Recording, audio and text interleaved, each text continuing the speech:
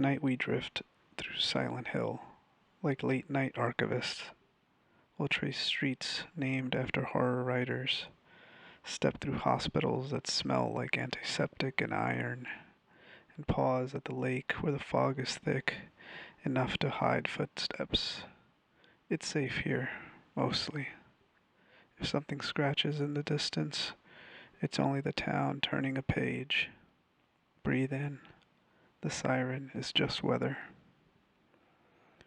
A green wooden highway sign reads, "Welcome to Silent Hill," in white block letters. The paint is sun faded. The letters are cracked and flaking.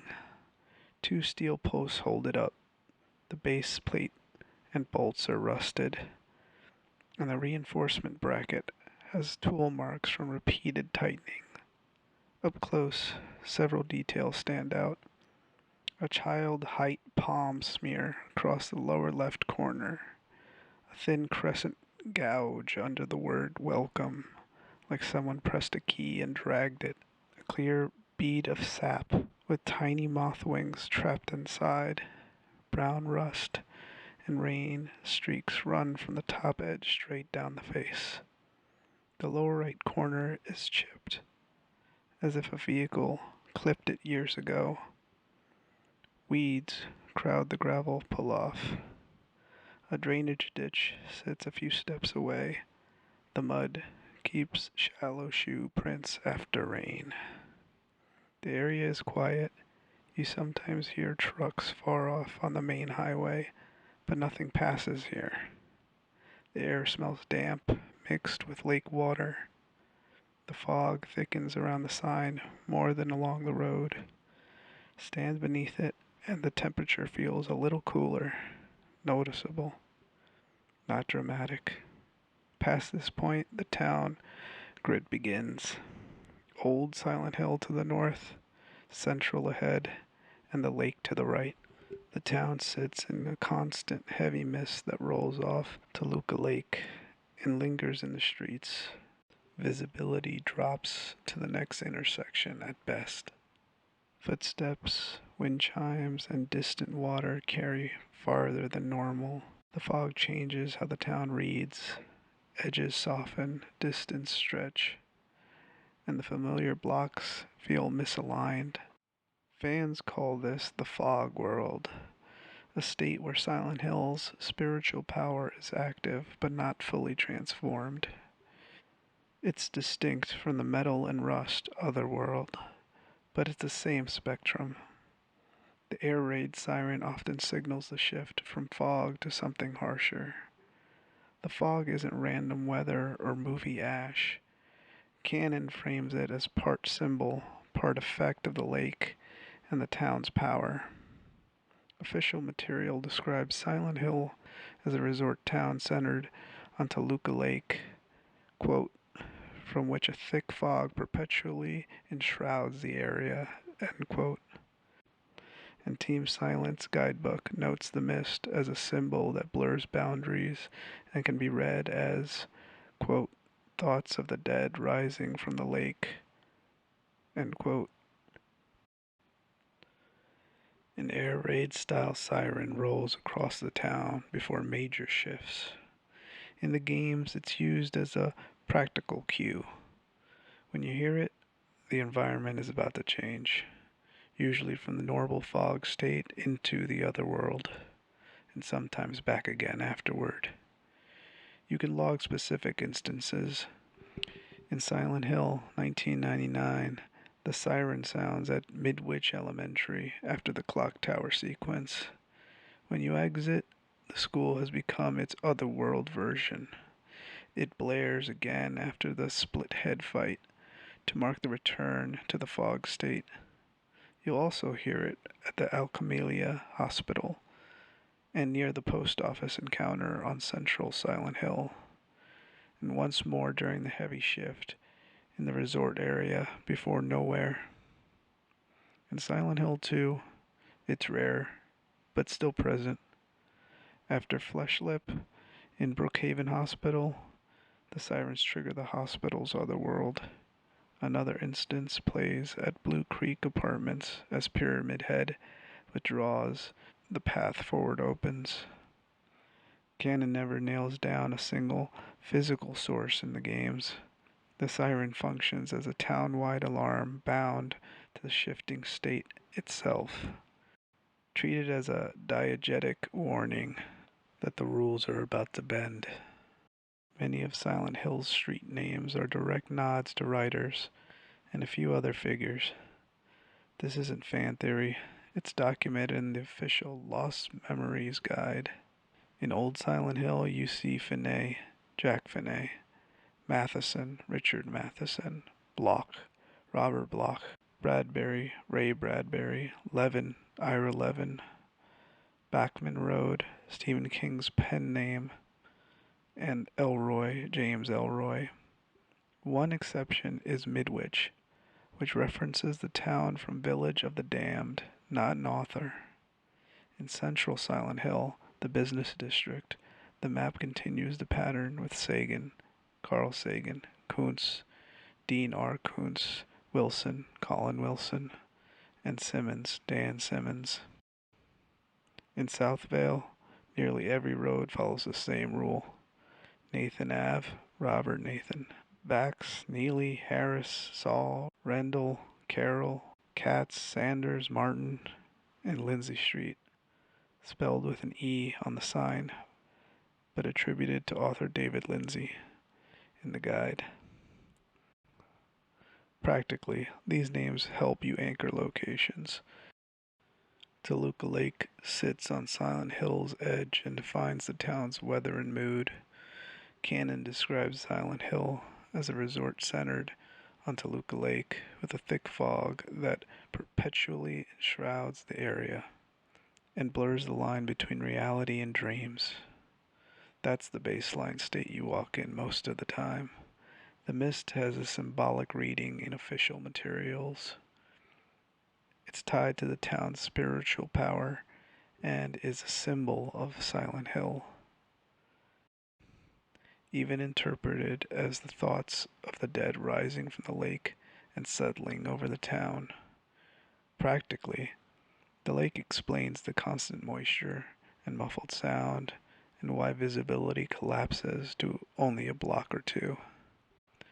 The water also carries the town's best-known legends. In 1918, the tourist steamboat Little Baroness disappeared on Toluca Lake. 14 people were lost. James later finds material about it when his route takes him through the Historical Society and the prison complex. Another magazine entry, Legend of the Lake, notes further strange lake incidents, including an event from the 1930s. Around the shore you'll see piers, a boardwalk, rental boats, and the resort district that fronts the water. All of it sits inside the same low, cold fog the lake feeds into the streets. Telephone poles, cross arms, and sagging wires run through every district and are especially visible along North Avenue in Southvale. You'll pass them during the long approach to Rose Water Park and the Historical Society. They're part of the road's silhouette against Toluca Lake and show up again when Silent Hill 3 revisits the area. They read as normal civic infrastructure. No special interaction is required, but they help sell the abandoned resort baseline of the town. Electrics are a recurring ambient motif. Transformers, fuse boxes, and sparking panels used as practical cues in a few spots. An explicit example appears in Silent Hill 2's Labyrinth, where a wire cutter is jammed into a fuse box that audibly crackles until you retrieve it. It's a small, grounded scare and a reminder that the town's ordinary systems still hum along in place. For enemy proximity, the radio, or walkie-talkie in some entries, is the canonical signal. It emits static when monsters are near, and the mechanic returns across multiple games. The static is the reliable audio tell. The games don't establish power lines as a trigger or link them to the siren. Treat the poles and cables as set dressing and wayfinding, while the radio remains your on-screen proximity tool. Silent Hill uses two clear door states. If a door is locked, you can usually open it later with a key, code, puzzle, or by reaching it from the other side. If a door's lock is broken, the route will never open in that playthrough. The games reflect this on the map. James marks straight red lines for locked doors, often with an arrow showing which side is locked, and red squiggly lines for broken or blocked doors. After you try a door, the map updates automatically so you don't recheck it. You can see both behaviors early in Silent Hill 2. The Blue Creek Apartments, room 209, door starts locked. A note tells Tim the key is with Uncle David, and you later unlock it after solving the coin puzzle, a standard locked case. By contrast, many apartment doors give the broken response and become red squiggles on the map, meaning they're dead ends by design to control routing and tension. There are also doors that open only after the world state shifts. The darkness message at the end of Cat Street, quote, the door that wakes in darkness, opening into nightmares, end quote, sits beside a door that's locked in the fog state, but opens once South Vale flips to the other world, illustrating how state changes, not items, can clear a path. Paper ads and travel posters are a constant across town. They sell Silent Hill as a resort, Lakeside Amusement Park, the Lighthouse, and other tourist sites. You'll see them in shops and on boards. The 2024 remake makes this especially clear with the Lakeside Amusement Park poster featuring Robbie Rabbit near the shotgun locker, and additional tourism posters placed around South Vale. Not every paper on the window is an ad. Neely's Bar has two key notices in Silent Hill 2. One, a hand-marked map on the bar that points you to Martin Street. The other is the quote, there was a hole here, it's gone now, end quote message taped inside the front window. Later entries keep using posters and flyers as interactable scenery. In Silent Hill Downpour, a missing girl poster at Cook Street and Lansdale Avenue. Pearl Creek is the actual trigger for the Ribbits side quest. It's a good example of a commonplace notice tied to gameplay. Silent Hill uses a few on-the-nose wall messages that are canon, placed, and logged as memos. The most famous is in Neely's Bar. On the inside of the paper-covered front window, you can read, there was a hole here, it's gone now. It's recorded as the newspaper from shop window memo, found specifically inside Neely's Bar on Neely Street, South Vale. The 2024 remake keeps this memo and location.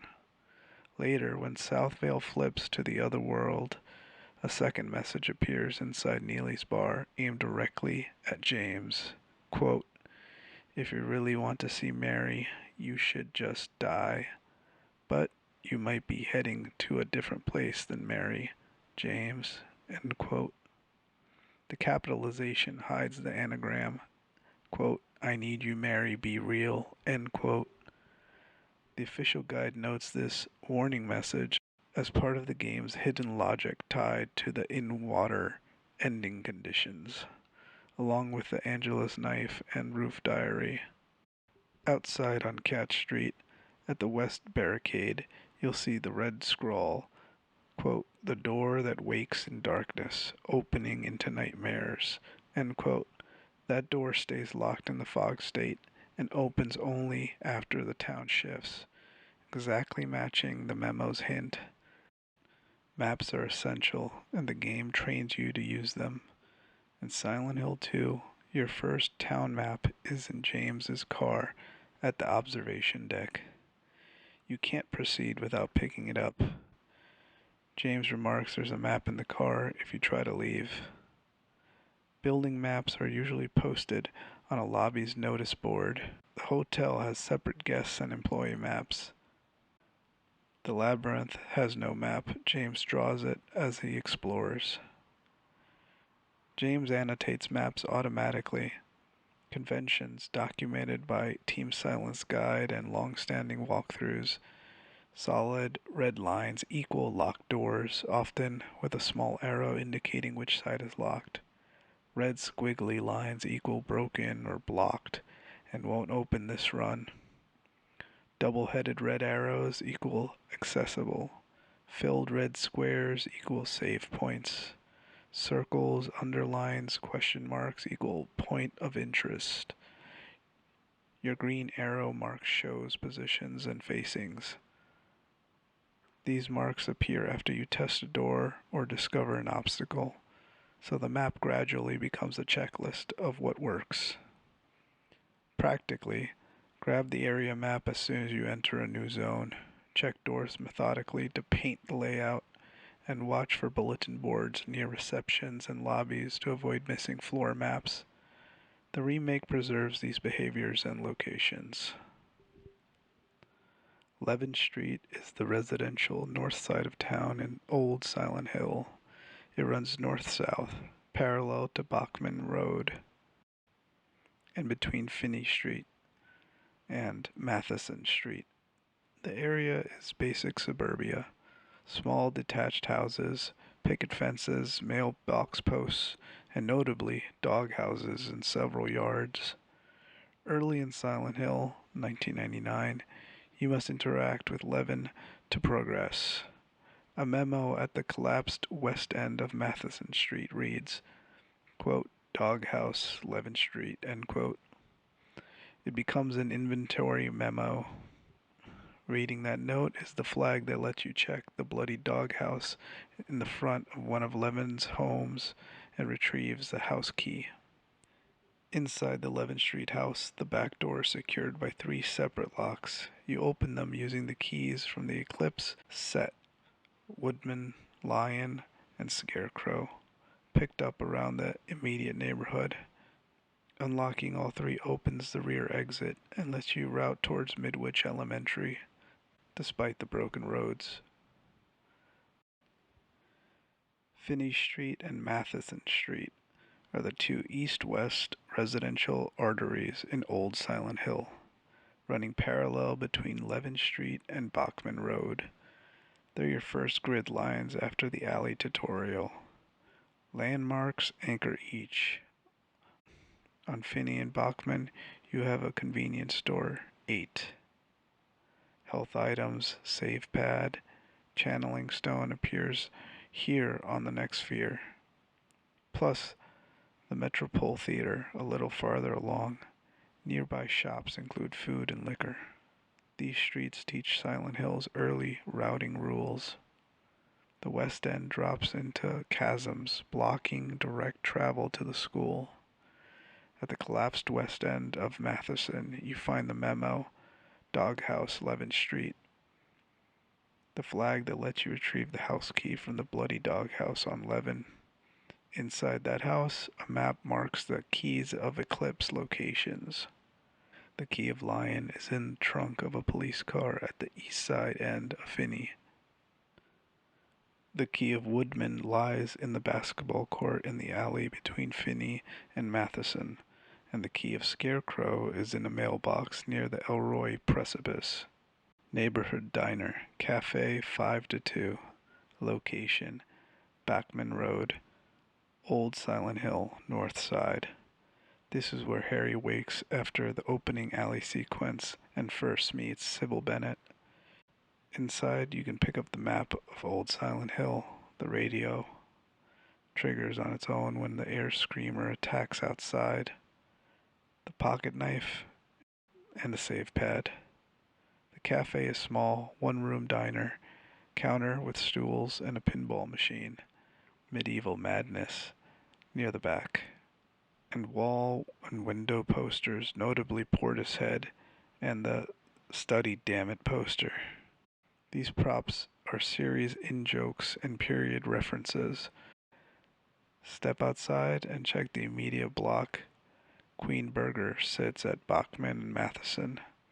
A healthy drink spawns just outside the locked entrance. And Convenience Store 8 is at Bachman and Finney. From the cafe, the game funnels you south along Bachman to learn the town loop, then back towards Levin, Finney, and Matheson for the doghouse key sequence. Note, Cafe 5 to 2 is specific to Silent Hill 1999. Later games change or relocate diner assets. Corner Pharmacy in this guide refers to Green Pharmacy, the shuttered drugstore on Coons Street in central Silent Hill, a short walk west of Alchemilla Hospital. In canon, it's a closed storefront, no interior section, no pickups, used as a street-side dressing near the hospital approach. You'll pass it en route to Alchemilla after crossing into Central. Head along Crichton to Kuntz, and the hospital gate is on the south side. Green Pharmacy sits on the same corridor among other named businesses. Post Office, Andy's Books. In Silent Hill 2, the 2024 remake, there's a small laundromat in East South Vale on the same street loop as Neely's Bar. It's a quick optional stop. Inside, one creeper can spawn. Dirty Clothes sits inside the front loader, and there's a wall poster to inspect. No puzzle or key item is tied to the machines here. The room is atmosphere, a pickup check, and a short combat beat before you move on towards Neely's. For series context, laundry puzzles do exist elsewhere. The clearest example is Silent Hill Origins at the Riverside Motel laundromat. You read a janitor's note and washing machine manual, then press a specific sequence to pop a stuck key. That mechanic is exclusive to Origins. It does not carry into Silent Hill 2's town laundromat, which is purely environmental in the remake. Old Silent Hill doesn't have an interactable swing set, but it does have a small play space you visit early. The fenced basketball court in the alley between Finney and Matheson, behind Cafe 5 to 2. This is where you pick up the key of Woodman. The item is on the court beside a bloody dog head, a quick shock beat that also teaches you to check fenced lots and off-limit gates. There's also a health drink on the nearby bin. Right before Midwich Elementary, there's a second kid space. The school bus parked just past the main entrance. Players commonly grab 2 health drinks and hit a save point at the bus before going inside. Old Silent Hills houses use curbside mailboxes and door mail slots as set dressing. But there's one major gameplay use. The key of Scarecrow sits inside a mailbox at the south end of Elroy Street. You reach it by walking to the street's precipice and crossing a narrow board to a small porch. The box is described in guides as a bloody mailbox. This is one of the 3 keys for Eclipse needed to open the back door of the house on Levin Street. A bit of trivia, the 3 keys reference The Wizard of Oz. Silent Hill uses alleys as working connectors between blocks and as item lanes. Early on, the game trains you to check them. Behind Cafe 5 to 2, the fenced basketball court sits at an alley between Finney and Matheson. Go through the off-limits gate to reach the court. The key of Woodman lies on the ground by the hoop. Other old Silent Hill alleys routinely hide small supplies. A common pickup route sends you south across Block Street into the next alley for a health drink on a garbage bin. Then farther along for handgun bullets near more bins. Enemies like groaners and an air screamer can patrol the dead end Guides call out alleys explicitly because they are reliable for extra items across the town grid. The opening nightmare sequence is also an alley lesson. After the prologue chase, you pass two gates, light your lighter, and hit a dead end with bodies hung on a chain link fence before the first fade to black. It's scripted, but it sets expectations. Alleys are narrow, gated, and often end in a block.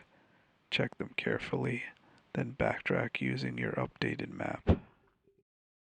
Old Silent Hill's residential blocks use very ordinary house fronts, small porches, mailboxes, short steps, and door mail slots to sell the quiet suburban vibe. Most are non-interactable scenery, but a few porch-level details matter for routing and items. On Levin Street, the doghouse yard is your first required stop after you read the Doghouse Levin Street memo on Matheson's West End. You can grab the house key from the Bloody Doghouse and enter the Levin Street house. Porch areas also hide simple pickups. A commonly noted example, a health drink on the front porch near the south end of Levin Street, while you sweep the neighborhood for supplies. It's minor, but it reinforces the check porches and steps is part of the early game search rhythm. Basement windows and basement access. Most residential basement windows you see in Old Silent Hill are just exterior set dressing. They don't open, hide items, or trigger events. The houses, apart from the Levin Street key house, stay closed. We can treat those ground level panes and windows as atmosphere while we route towards the real basement areas that matter in canon. The first real basement beat is in Midwich Elementary. After placing the medallions and following the time clues, you head down to the boiler room in the other world and solve the valve puzzle before the split head fight. That's an actual progression gate tied to the basement, not a street house window. Next is Alchemilla Hospital. You collect the basement key in the conference room, unlock the stairwell, and reach the generator in the basement so the elevator will function. This is the series' clearest go to the basement to power the building example. It's on the hospital's canonical route. Later games keep basements central, Brookhaven Hospital and Silent Hill 2. For example, Coon Street is the east-west corridor that anchors central Silent Hill. The town's main hospital, Alchemilla Hospital, fronts Kuntz. Most routes describe reaching it by crossing the Block Street drawbridge and heading east into Central. From Alchemilla's gate, you're already on Kuntz. Nearby storefront landmarks on this block include Green Pharmacy, shuttered, Andy's Books across from the hospital, the post office, the theater, and several small eateries. Navigation after the hospital uses Kuntz as the starting line. The canonical route to the Green Lion Antique Shop has you leave Alchemilla, proceed east on Kuntz, then turn into Simmons Street, and follow it to the shop area. Kuntz also appears in other entries. Silent Hill Origins reuses Central's Kuntz-facing businesses, and Silent Hill Homecoming adds a Kuntz limited building as a simple pass-through, not puzzle critical. Kuntz Street looks like a regular main drag. Hospital frontage on one side, shops on the other. Andy's Books sits directly across from Alchemilla Hospital. Glass front, narrow doorway, a trimmed awning over display stacks. In Silent Hill 1999, the door's shut and stays that way. The sign and window dressing reads as part of Central Resort Town veneer. The placement matters. You step out from the Alchemilla gate, and the first legible storefront name is the bookstore, facing the entrance across the street. The rest of the block threads together familiar businesses: post office, Green Pharmacy, theater frontage, so the street sells ordinary business district before anything bends. Later material revisits the shop. In Silent Hill Origins, the same Coon Street location opens for a short detour, tied to the cash register key and backroom exit, reinforcing that the bookstore is a fixed landmark on this corridor, even when it's inaccessible in the other original game. On maps and in signage lists, Kuntz consistently carries these names, keeping central Silent Hill geography stable between entries: hospital, post office, bookstore, pharmacy, theater, all strung along the same east-west line. The post office stands on Kuntz in the same business row as Alchemilla and Andy's books. Street doors are shut. The building reads as a civic block with an exterior stairwell. The radio spikes hard around this corner, and the route pulls you upward. The roof is flat gravel and a water tank on the higher section. This is the arena for Float Stinger. The giant moth. Cannon places the fight on the post office roof across from Alchemilla Hospital. The encounter follows the hospital sequence in the Nightmare Central section. The radio whines, you climb the stairs. The boss lifts from the rooftop edge and circles. Poison spits tracks across the open deck. The upper platform and tank gives partial cover. When the creature drops, the world calms. The sound falls off and Kuntz reads as a passable street again. Cafe Sun sits on the northwest corner of Kuntz Street and Simmons Street. The frontage is small, a glass door, short awning, and outdoor umbrella tables set along the curb. The interior is shut. The cafe reads as part of the business row across from the hospital. One of the umbrella tables holds a health drink pickup. The corner itself is busy. Enemy patrols often include rompers, and an alley on the southwest side of the intersection commonly spawns handgun bullets and another health drink. The intersection functions as a resupply pocket before you turn up Simmons. Names on the block help with bearings: Alchemilla Hospital and Kuntz. Andy's books facing it. Cafe Sun on the corner, with the post office further along the same street. The Artaud Theater is a named venue on Kuntz Street in central Silent Hill. In Silent Hill Origins, it's a fully functioning marquee entrance on Kuntz. Lobby benches, stage, dressing rooms, and a mirrored otherworld route during the theater chapter. The building anchors the entertainment strip portion of Kuntz. Directly in front of the theater sits the Public Records Office, another Origins location that ties into background files on Kaufman. Both buildings establish Kuntz as more than a hospital street. Civic records on one side, stage lights on the other. Across mainline entries, Kuntz business lists place Artaud alongside Alchemilla, Post Office, Andy's Books, Green Pharmacy, and Cafe Sun.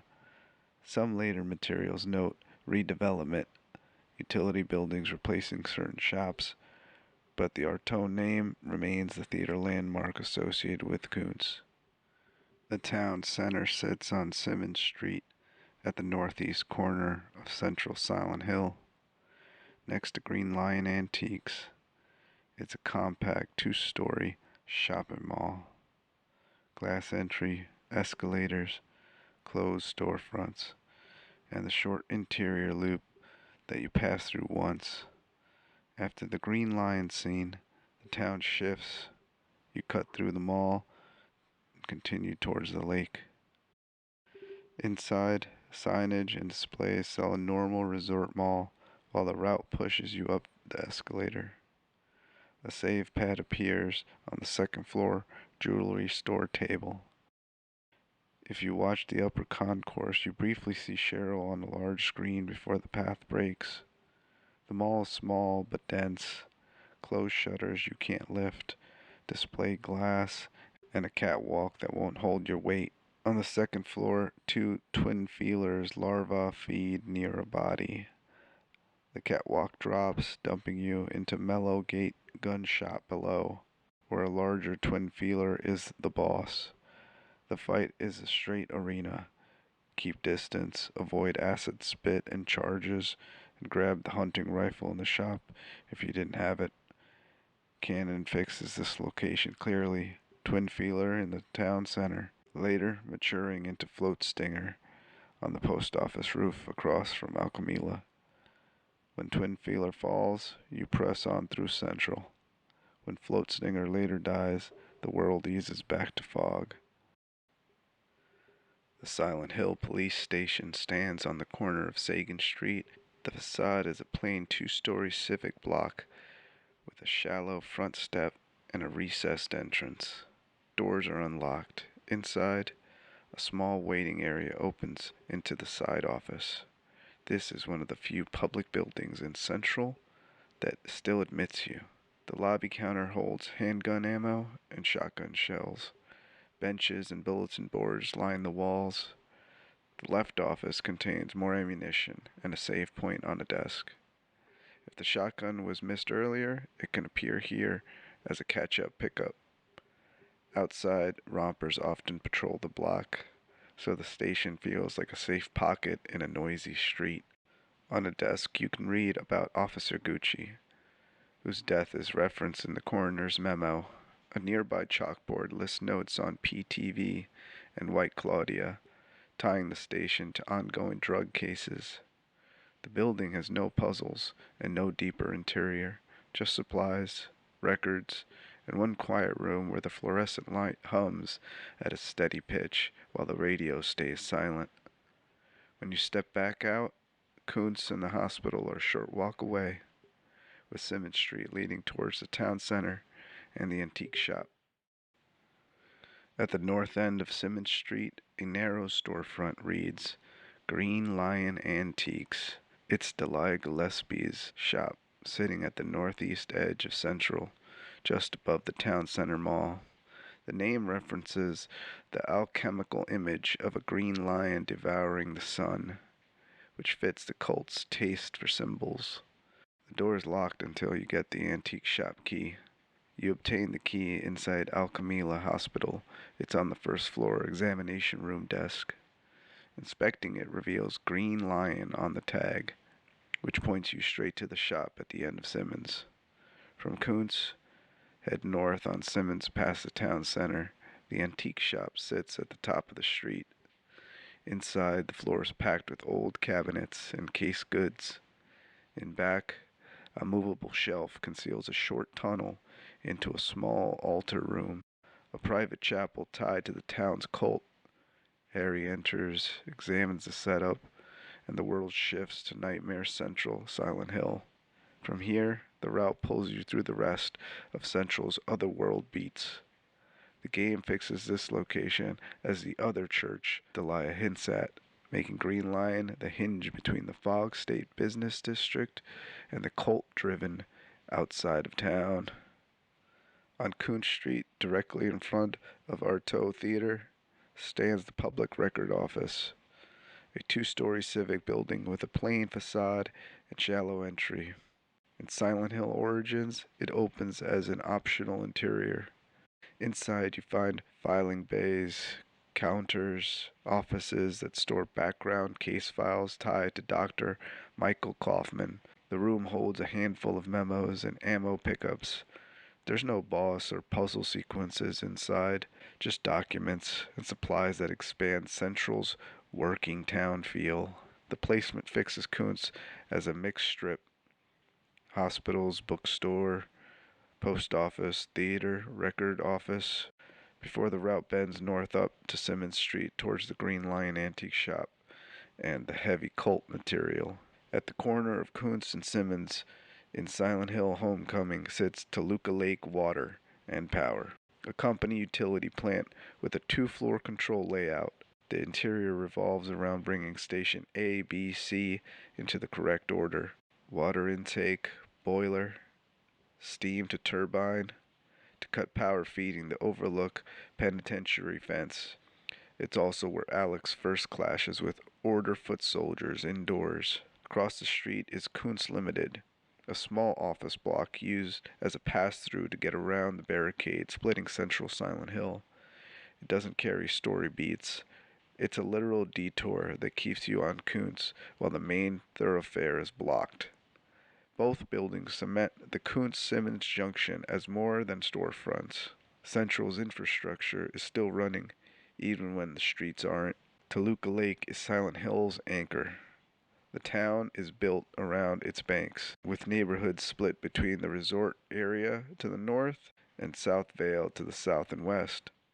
The shoreline reads as working waterfront, piers, boardwalk segments, park promenades, and the road that tracks the water's edge. On the resort side, Paleville, the lakeside strip includes the lighthouse at the end of a pier, reached by the dock's boathouse route. The frontage for Lakeside Amusement Park along West Stanford Street. These are the district's clear landmarks on water. Boat access, pier head light, and the park's perimeter set right against the lake. On the resort side, Paleville, the lakeside strip includes the lighthouse at the end of a pier reached by the dock boathouse route, and the frontage for Lakeside Amusement Park along West Stanford Street. These are the district's clear landmarks on water. Boat access, a pier head light, and the park's perimeter set right against the lake. On the South Vale side, the path hugs the water past Rosewater Park, where the Rosewater Memorial stands on the promenade, then continues along Nathan Avenue to Silent Hills Historical Society. From the park's dock area, James rows across Toluca Lake by boat to reach the Lakeview Hotel. That crossing fixes the hotel placement directly opposite the park along the shoreline. Taken together, the lake edge forms one readable chain. Resort piers and park on the north bank, Rosewater Park to Nathan Avenue to Historical Society on the south-west bank, and boat approach to Lakeview Hotel across the open water. Warehouses line the north shore. Past the west garage, the sidewalk narrows, and a wooden boardwalk takes over. A railing sits low, with gaps where the planks have lifted. The route hugs the water. The route hugs the water and ends at a pier that points straight out onto Toluca Lake. From here, the shoreline network is clear. Dock stairs down to a houseboat, a short boathouse lane, and the long finger of the lighthouse pier further along. The Silent Hill docks handle small lake craft, rowboats and fishing boats tied off to timber posts. So the waterline looks used rather than ornamental. Crates and coiled ropes sit under corrugated shelter. Ladder rungs run slick with spray. This is where Harry boards a boat behind the lake amusement park. This is where Harry boards a boat behind the lakeside amusement park to cross towards the lighthouse sector, a placement repeated across guides and location pages.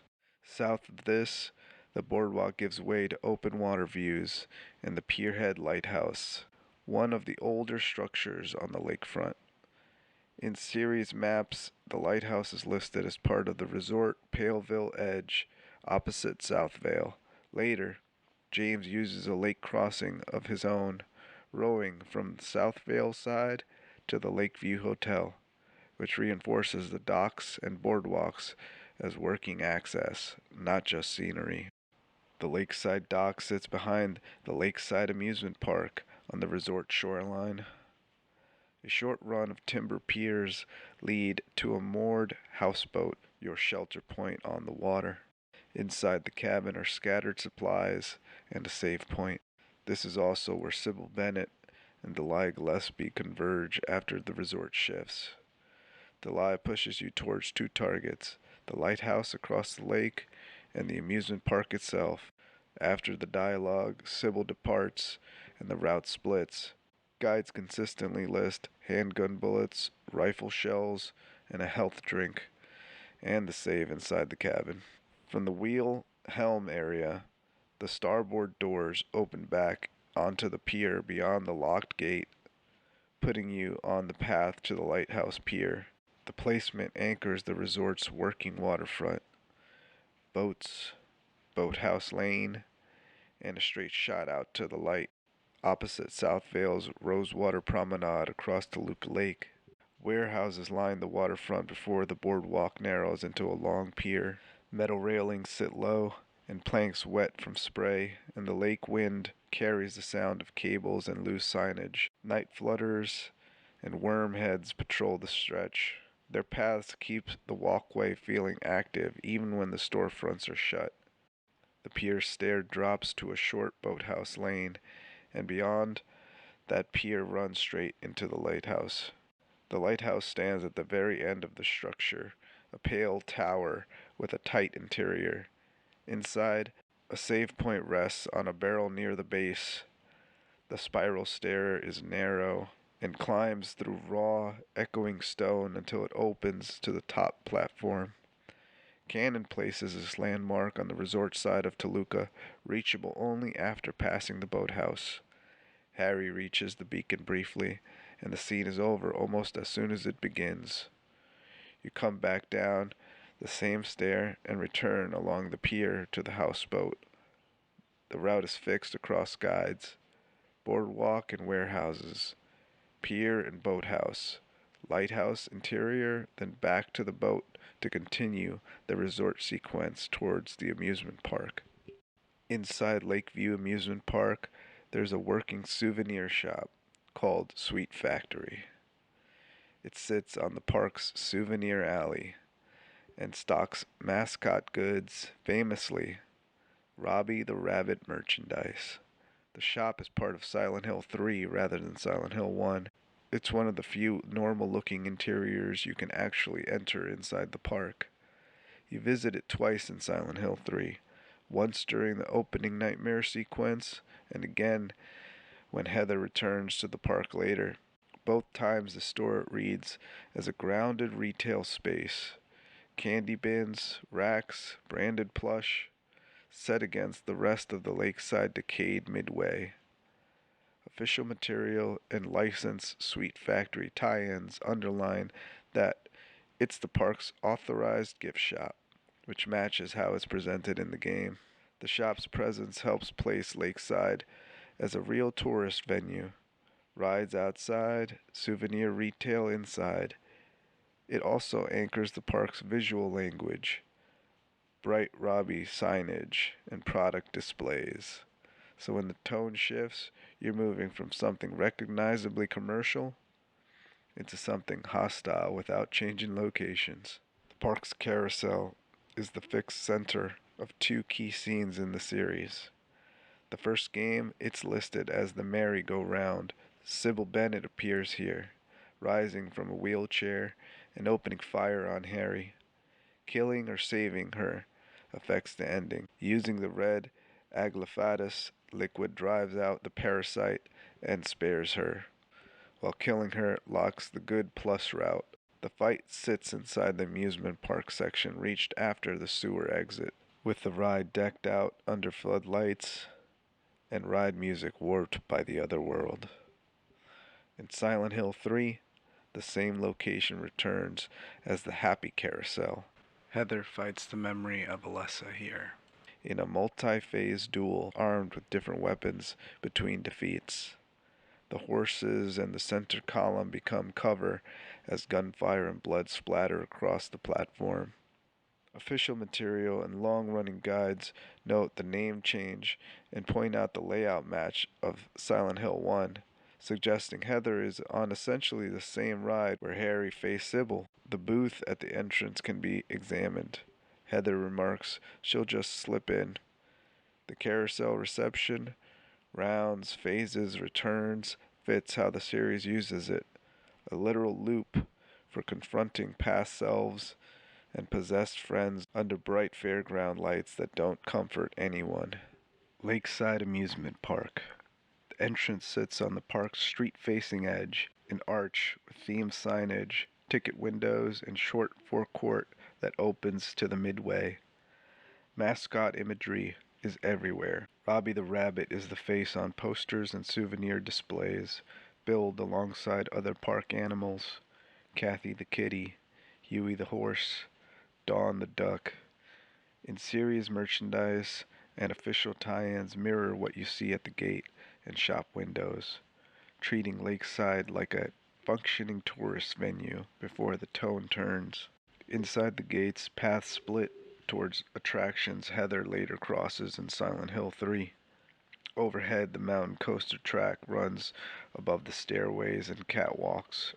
Heather's nightmare sequence leads her onto those rails, and the return visit has her cut power from the control room to keep the train from mowing her down. The park's guide, Horror Detour, Borley Haunted Mansion, also sits off the main walkway, a narrated room-to-room attraction Heather must pass through on her way to the carousel. Viewed from the entrance, the park reads like any small lakeside midway: mascot banners, snack counters, a map kiosk, until you notice details that don't fit: shuttered locks from the wrong side, flickering bulbs behind glass, the ride music that wobbles as if the speakers are choking on the fog. Past the park midway, a safe point glows by the Borley Haunted Mansion entrance.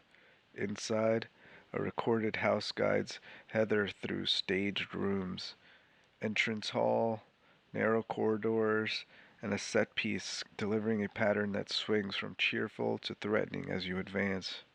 The attraction is presented as a standard walk-through haunted house, folded into the park's normal layout. Midway through, a spiked ceiling trap drops in a cramped passage. On hard difficulty, standing upright here is fatal. Ducking into a steady stance keeps Heather low enough to survive as the ceiling descends.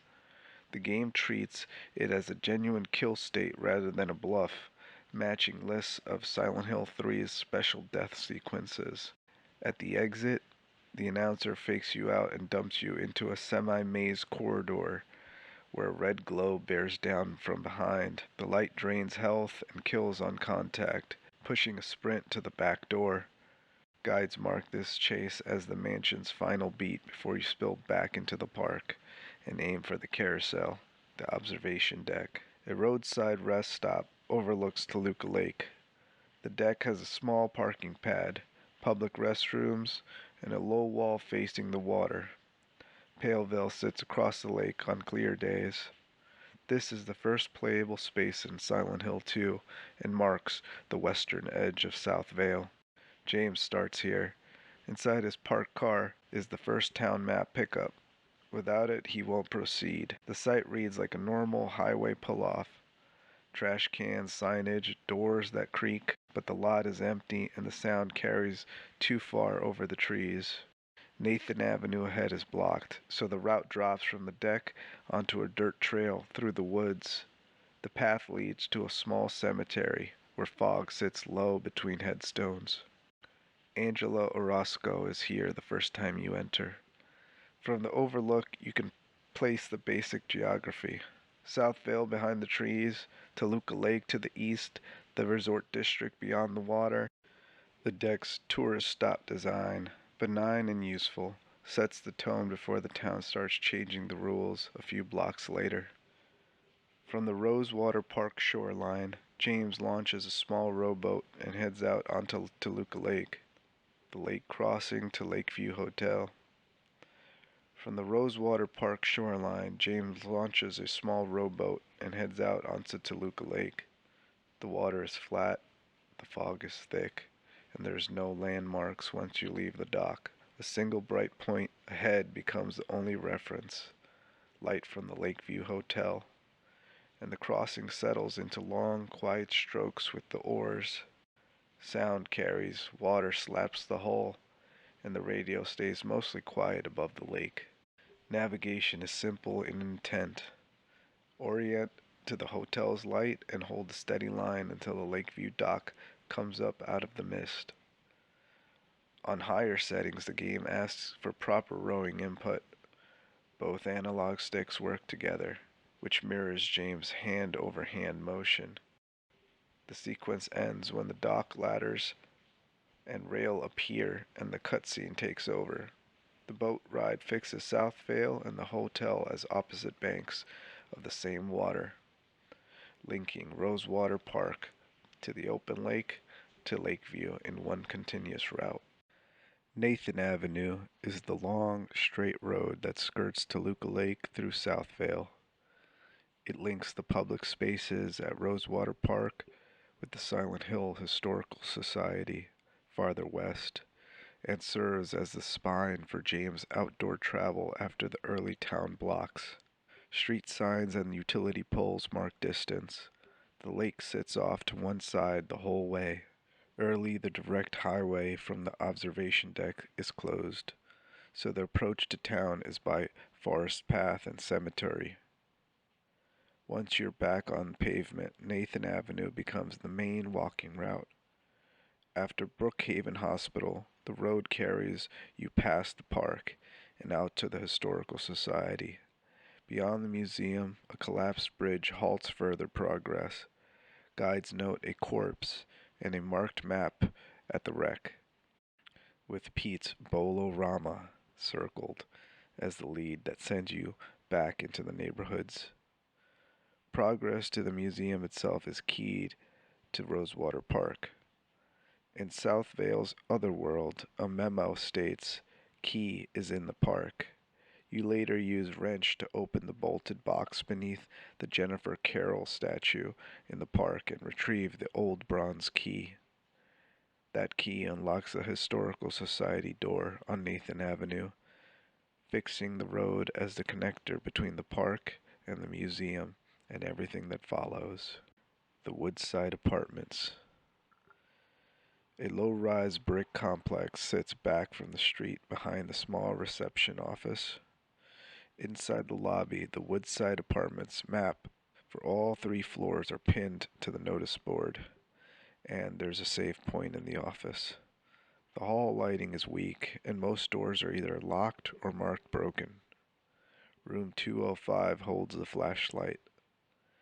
It's mounted on a mannequin dressed in Mary's clothes. Taking it wakes the first mannequin enemy. This is the moment the game stops letting you feel your way in the dark and starts asking you to choose what to look at. The first handgun is inside Woodside. In the original, it sits in a shopping cart in room 301. In the remake, it's obtained in room 217, after squeezing from 213. Both versions make the gun an indoor pickup behind a few locked doors rather than a street find. 2 of the 3 coins from the apartment coin puzzle are gathered here. Old man at the base of the outside garbage chute after dropping canned juice from the 2nd floor, and Snake in the empty courtyard pool baby carriage. The coin puzzle itself is across the way in Blue Creek, room 105. On the 3rd floor, room 307, James hides in the closet while Pyramid Head attacks mannequins. The courtyard key is in the same closet. The fire escape key is also on the 3rd floor. Laura kicks it out of reach once, but you later use it to open the 2nd floor fire escape and step through a window into Blue Creek Apartments. The Blue Creek Apartments. Its entry is from Woodside's 2nd floor across the fire escape. James unlocks the blue end door with the fire escape key and climbs through the window into room 203 here. In 203's bathroom, he pulls a wallet from a filthy toilet, and a note inside provides a safe combination for the lock case in the living room, a small ammo cache. On the 1st floor, 2 rooms matter near the stairwell. Room 105 holds the coin puzzle desk. Solving it with Old Man and Snake, both from Woodside, plus Prisoner found in Blue Creek, opens the drawer for the Lynn House key. Room 109 is where James meets Angela Orozco for the 2nd time. The Prisoner coin sits on the nightstand in the mirrored side room. On the 2nd floor, Room 209 is locked and has a taped note to Tim about Uncle David leaving a key near the first floor staircase.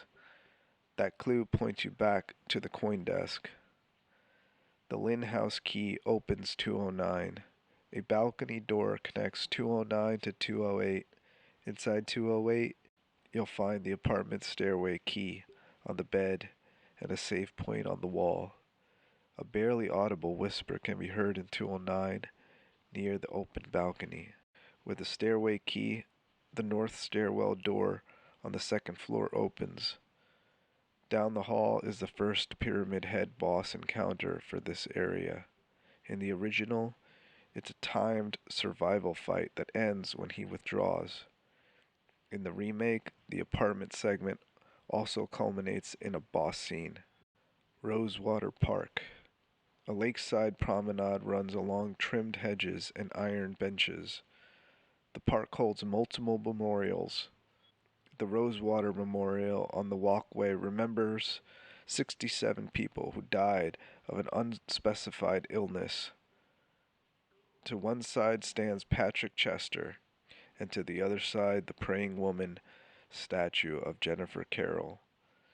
James reaches this park after the hospital and apartments, and this is where he first meets Maria on a bench facing the water. Later, a letter leads back here during the dark South Vale segment.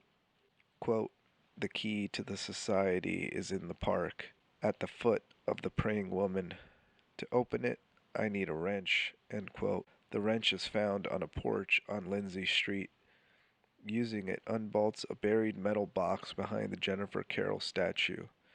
Inside is the old bronze key, which opens the Silent Hill Historical Society on Nathan Avenue.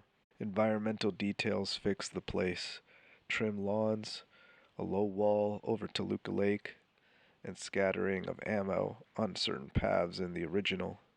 In the remake, notes point out a carving on one bench and small pickups in the play area, but the core layout remains the same.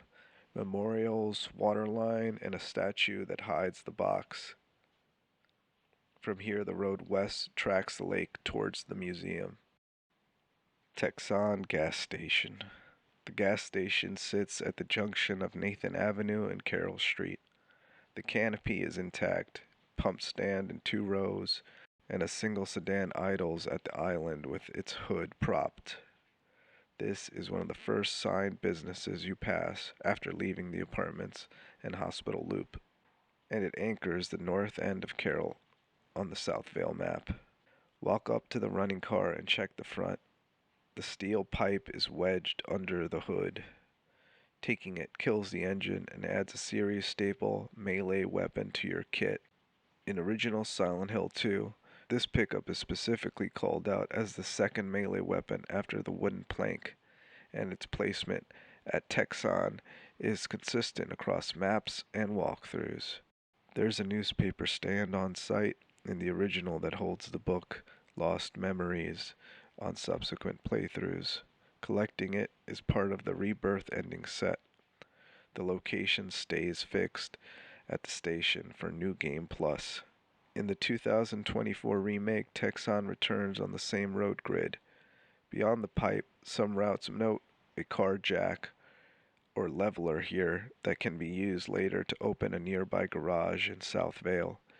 Even with those additions, the station's role remains the same, a recognizable road landmark on Nathan, a brief noise beat from the idle car, and a reliable place to pick up the pipe before heading on. A low L-shaped motel faces a small parking lot. The sign reads Jack's Inn. It sits across from Rosewater Park at the corner of Munson Street and Nathan Avenue. Rooms line the lot. Part of the building has an upper floor with stairs that dead end at a barricade. In the remake, a sedan in the lot carries a safe point on its trunk. The office doors open. Inside are the usual front desk shelves and a wall of keys. A locked safe sits behind the reception counter. Solving the safe's memo puzzle yields the gate key. The key opens a padlocked metal gate on Munson Street. the exit, you need to leave the motel block. Guides list the safe code as 0451 on light and standard difficulties and 0533 on hard, with the hint note found in an upstairs room reached by breaking through a window and a weak wall.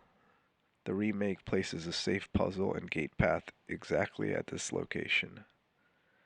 Jack's Inn is also a quiet character stage. After Rosewater Park, Maria points it out, and the stop fixes the west-south Vale loop. Park, motel, then back onto the street towards venues like Heaven's Night and Pete's Bolorama.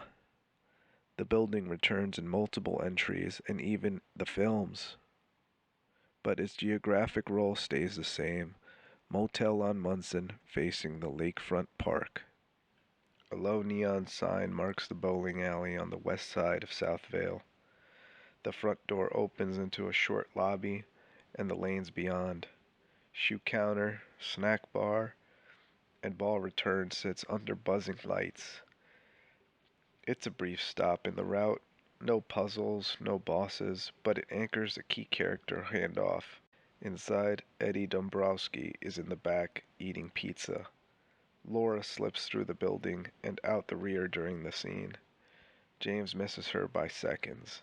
You can walk the length of the lanes and look into the side rooms, but there's nothing to collect that changes progression here. The point is the conversation. Eddie deflects, Laura teases, and the chase shifts outside. Exiting by the back door drops you out into the alley. Maria meets James there and points out where Laura ran. From this moment, the route bends towards Heaven's Night and the streets around Neely and Katz. Pete's works as the hinge, a normal public place that still functions enough to host a conversation. Then, they push back into the empty town to follow the girl everyone's looking for. The Public Restroom Pavilion. The first building you see in Silent Hill 2 is the public restroom at the observation deck on Nathan Avenue. It's a small roadside facility with separate doors, tile walls, and a short parking pad in front. James delivers his opening monologue at the sink here. Outside, the lot is empty, and a low wall faces Toluca Lake. The map of South Vale sits back in James's car. From this rest stop, a stairway drops to the forest path towards the cemetery. The observation deck is explicitly described as a lakeside pull-off, consistent of a roadside and parking pad, fixing it as a normal highway amenity before the town proper begins. South of the deck, Rosewater Park uses the same civic language, gazebo, memorial, lakeside promenade, and includes a locked service gate area by the park restrooms in the remake's routing. After an Angela scene, that section of the park closes, and the route pushes you back to Nathan Avenue. Guides and player notes consistently reference the rusty gate near the restroom as a divider when the park partially seals. The facility themselves aren't enterable, but they're visible on the approach and help sell the park as an actual public space. Benches and plaques up front, maintenance doors and utility fencing tucked along the path. Heaven's Night is a small gentleman's club in South Vale, listed on in-game materials as a local spot on Carroll Street. Neon signage, a narrow front, and a shuttered window sell it as a real venue on the town's grid, alongside places like Brookhaven Hospital and Rosewater Park. In Silent Hill 2, James reaches it during the West-South Vale segment. Maria has the keys and leads him in from the back, using it as a pass-through rather than a destination. Inside, the route starts in service areas. Stacked liquor crates and a short stairwell give way to the club proper through a green interior door. The main room is quiet, a low stage, tables, and dim floor lighting. There's no combat or puzzle beat here in the original. It's a short, grounded interior that places Maria in a believable workplace before the street bends towards the hospital. A dressing room sits beyond the floor. In the 2024 remake, a collectible strange photo is taped to the mirror wall. From the front door, the path continues through adjoining service spaces and alleys toward Brookhaven. Neely's Bar, a small corner bar on Neely Street with papered windows and a short counter inside. The front door opens during the East-South Vale segment. The room is tight, stools, a payphone, a couple of tables, and a wall of taped newspapers that block the street view. 2 memos here define early routing. A town map on the bar has a hand-drawn mark that points towards Martin Street, the lead that ultimately gets you the apartment gate key and moves the story from the streets into the apartments. The other is the window message, written across the papered glass. Quote, "There was a hole here. It's gone now." End quote. Both are logged in Silent Hill 2 memos with this exact location. When the town shifts later, returning to Neely's reveals a second text on the wall, aimed at James. Quote, "If you really want to see Maria, you should just die. But you might be heading to a different place than Maria, James." End quote. It's linked to the in-water ending conditions and points out the hidden message in the capitalization. The bar therefore serves 3 functions in canon: early navigation, the famous window line, and the later otherworld warning that ties into James's state of mind. Cat Street ends at a temporary wall. Sheets of construction tarp stretched across a metal frame. A service door is set in the middle. Across the white fabric, someone has written in red, quote, "The door that wakes in darkness opens into nightmares," end quote. This is a fixed landmark in the East-South Vale.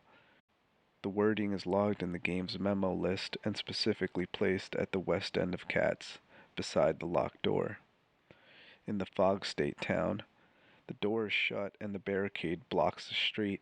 After the state shifts, the same door becomes usable and the route carries you through to the next segment, the Martin Street Corpse and apartment gate key.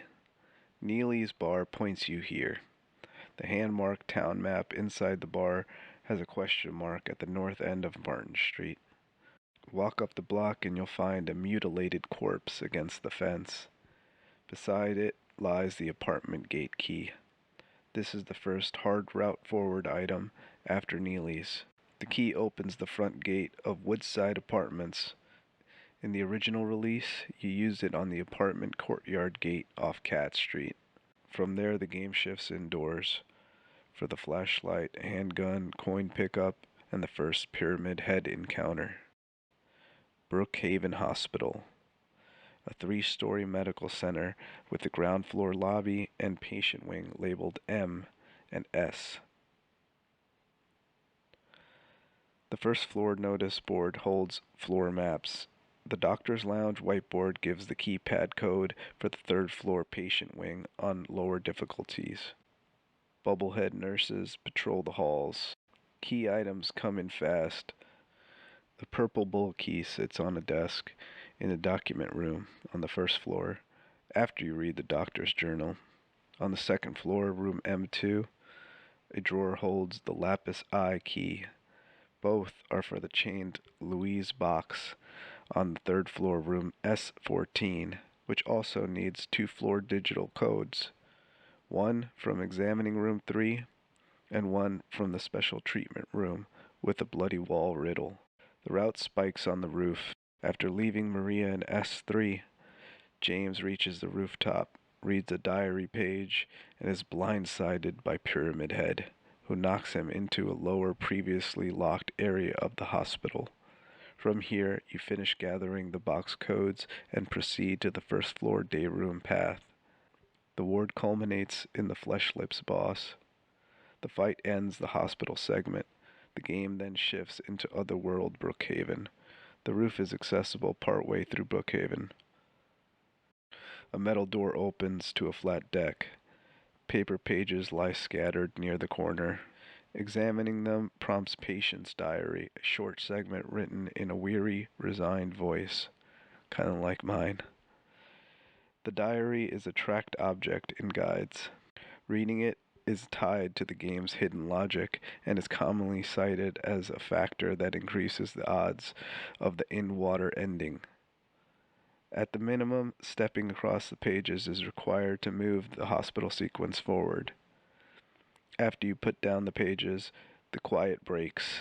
Pyramid Head appears on the roof and drives James over the edge in a sudden attack. The scene is fixed across versions. A brief shock on open concrete, then a drop into previously locked interior area below. From there, the hospital path continues into the remaining rooms that feed the chained box in S14 and towards the boss. The rooftop moment anchors several beats at once, a lore hint about James's state of mind, a physical rest that opens new doors, and the tonal shift that pushes Brookhaven towards its close. Louise' chained box and special treatment room. Room S14 on the third floor holds a small metal box strapped down with chains. The lid has 4 locks, 2 take key, 2 take 4 digital codes. This is the Louise box.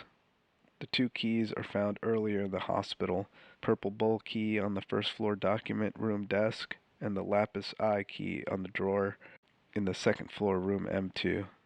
Either key can be used first. One of the numeric codes comes from examining room 3 on the second floor.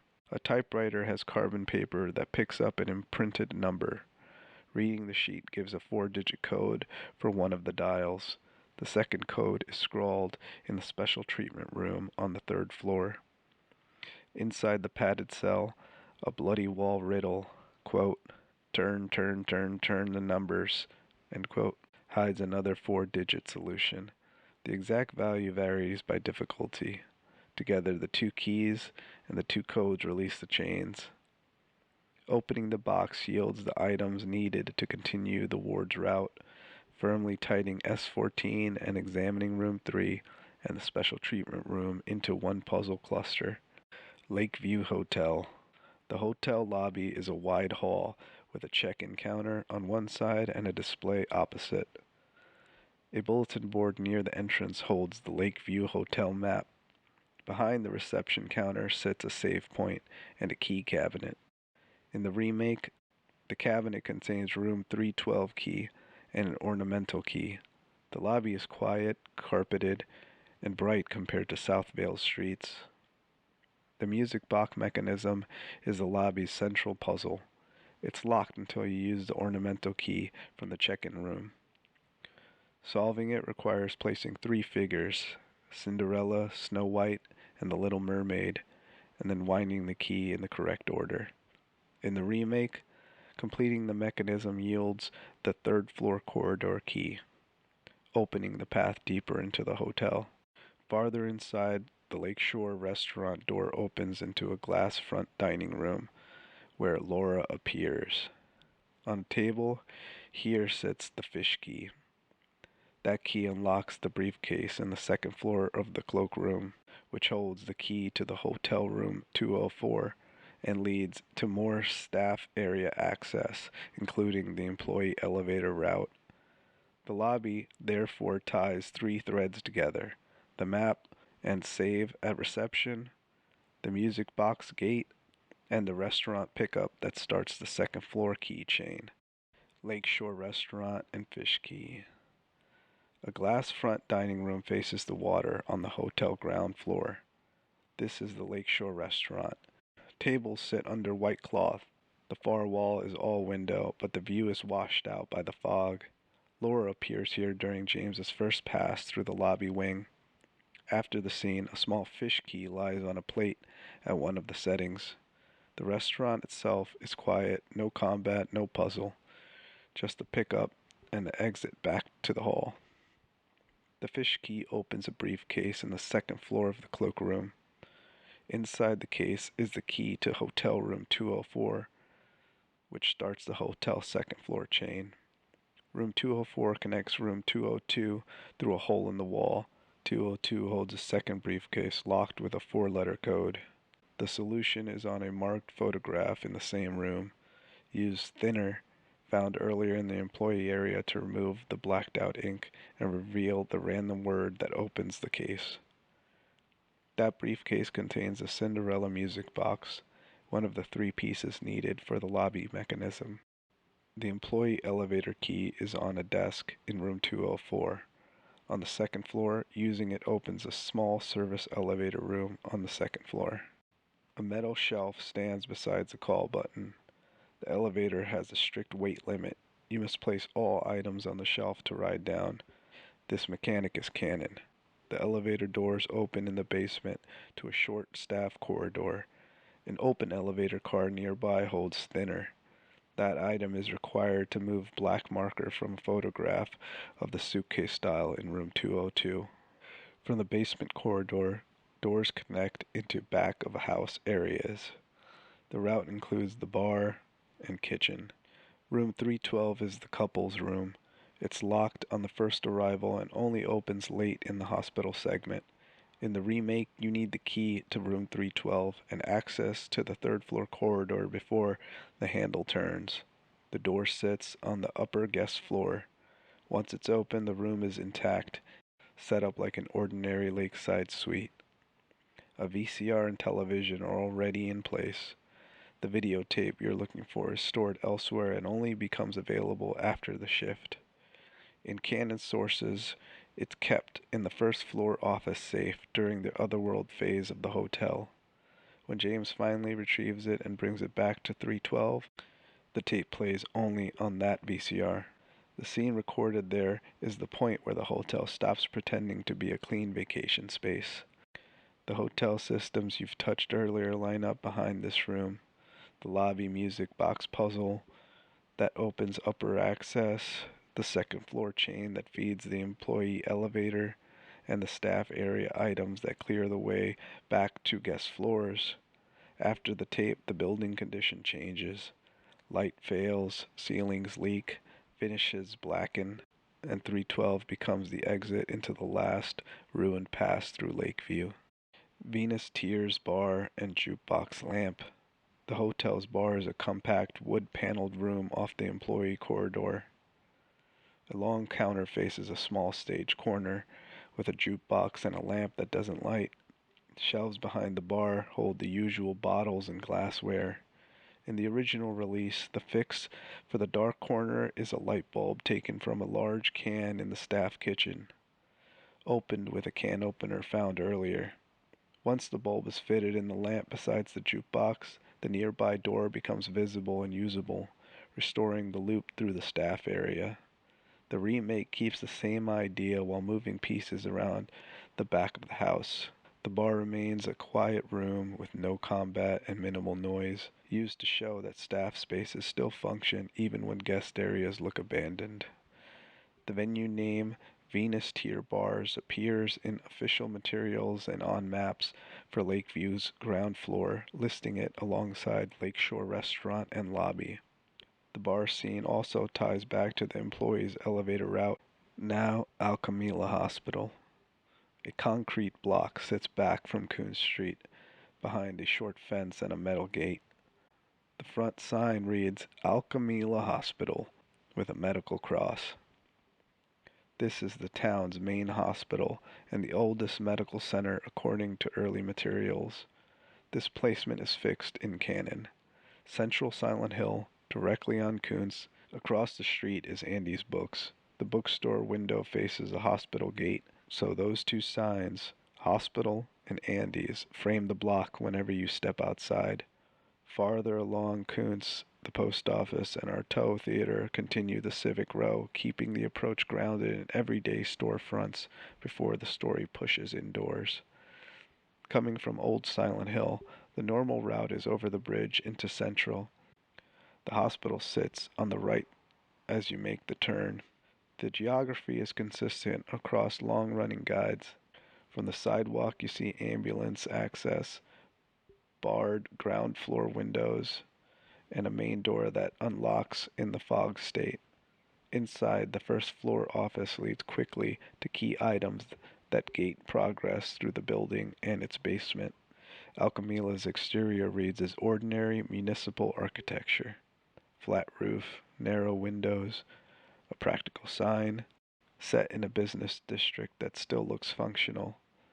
The normal look makes the later shift to the otherworld version sharper, but at street level, the message is simple. This is the working hospital on Kuntz, and most roads in Central run to or around it. The double doors open to a small lobby reception area. A bulletin board holds the hospital map. Grab it straight ahead on the wall by reception. Desks and waiting bench and a file tray sell it as a working clinic before anything shifts. From here, corridors branch to the doctor's office and conference room, which are the first key stops on the ground floor. Inside the office, the conference room table has the basement key. That key unlocks the stairwell to the hospital's basement hallway. Downstairs, a generator room powers the building. Once it's on, the elevator becomes operational, and the route opens vertically through the ward. The rest of the first pass is housekeeping, supply grabs from nearby rooms, a quick look into side offices, and then the elevator ride that begins the longer hospital leg. Nothing about the lobby is theatrical. Fluorescent light, clip signage, and the map placement makes it read like a routine municipal interior until the building asks for the generator and starts changing floors under your feet. The halls are long and plain. Linoleum floors, numbered doors, fluorescent fixtures in metal housings. In the normal hospital, these lights run steady, giving you full visibility down most corridors. Many doors read as locked or jammed, which is reflected on the map after you tested them. Elevators and some stairwell doors won't function until building power is restored. Power comes from the basement generator. The basement key is on the first floor conference room table. Using it opens a stair. After the shift to the otherworld version, lighting changes character. Some halls fall to partial darkness, others flicker unevenly, and emergency-type fixtures throw hard shadows over gurneys and carts. Enemy spawn changes with it. Puppet nurses and puppet doctors appear as the hospital's primary threats, replacing the empty, well-lit feel of the first pass. The elevator can even access a fourth floor that doesn't exist in the normal layout, a detail noted in the official summaries of Alchemilla. The nurses' center on the top floor, a plain hub room with counters and a door at the back.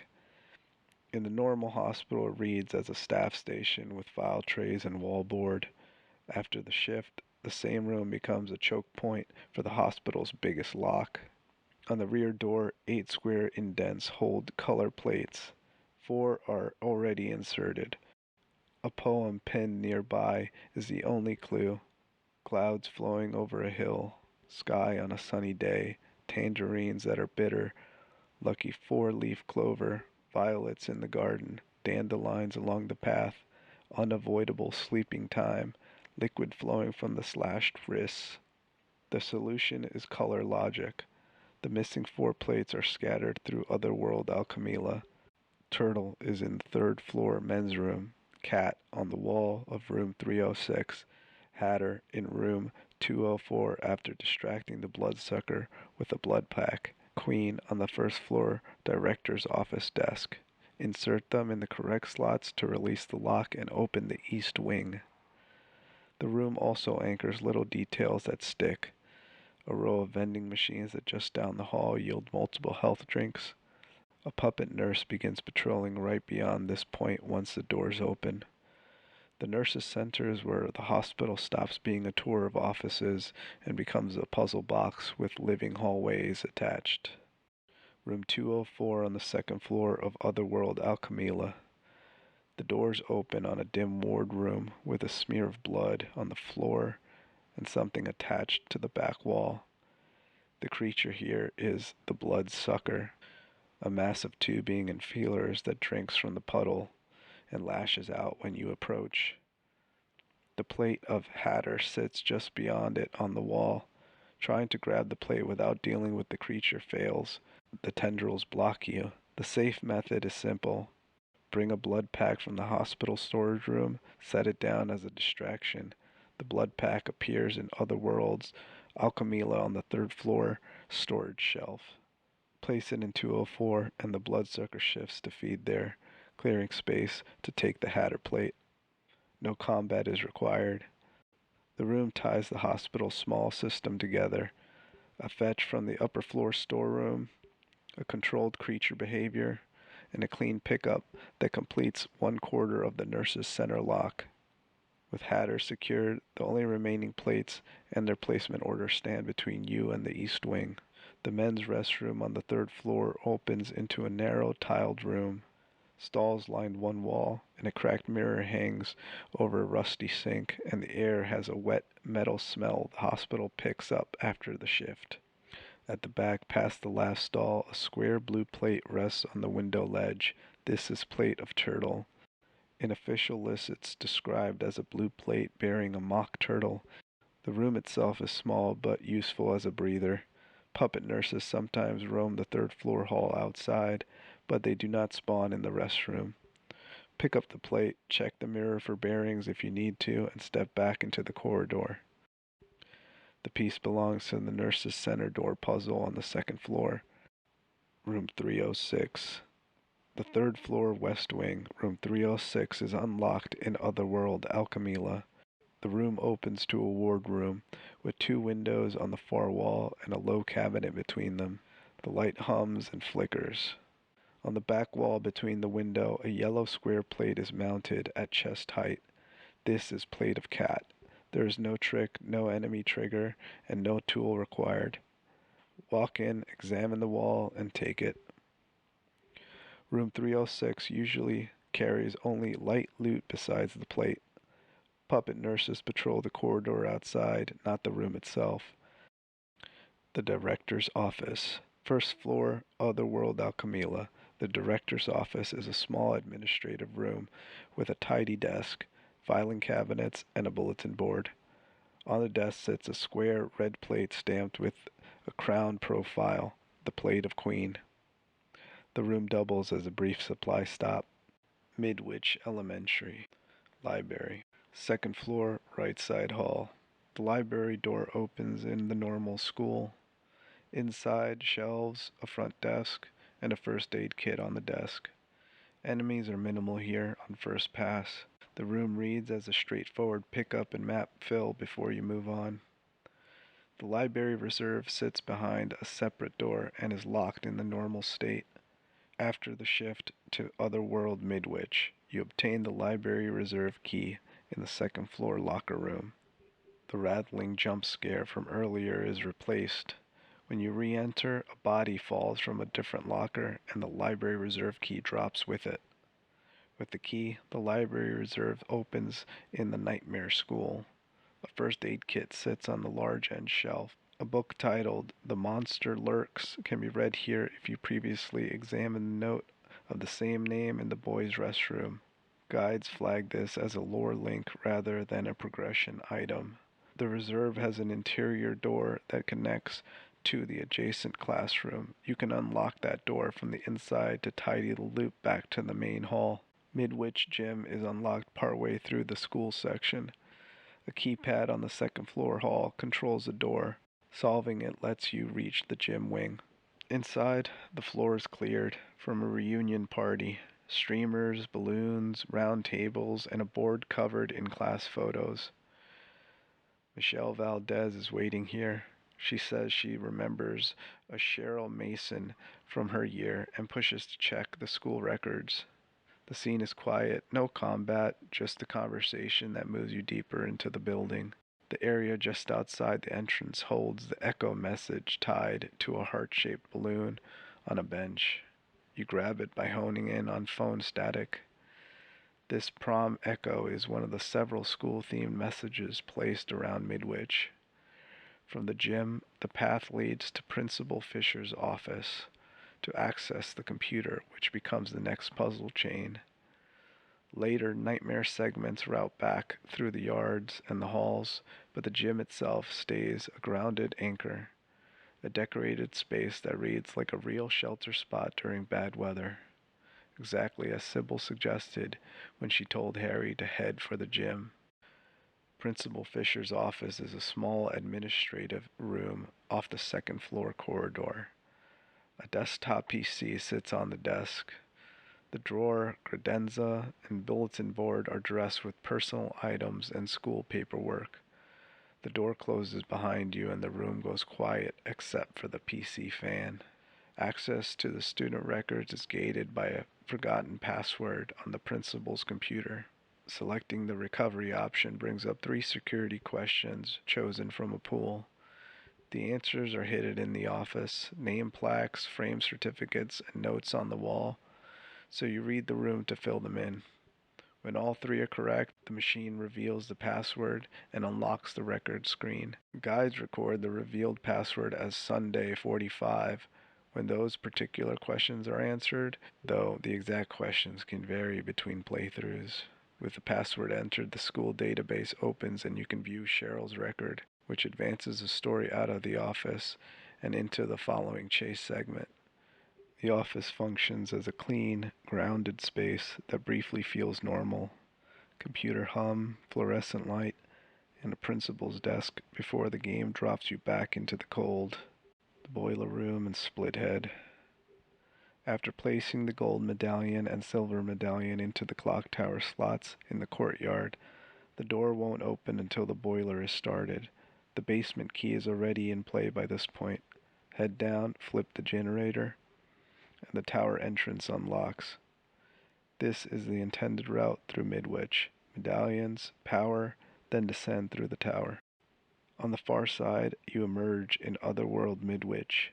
Reaching the boiler room again from this state leads to the turnstile valve puzzle. 2 wheels move paired gate bars in fixed increments. The goal is simple.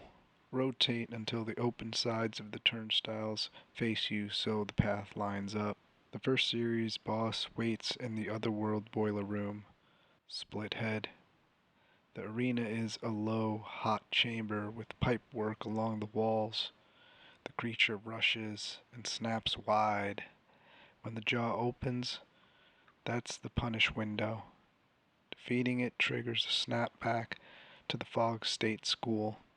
This placement, split head in the boiler room, victory returning you to the street, waterworks manhole, and sewers to the resort.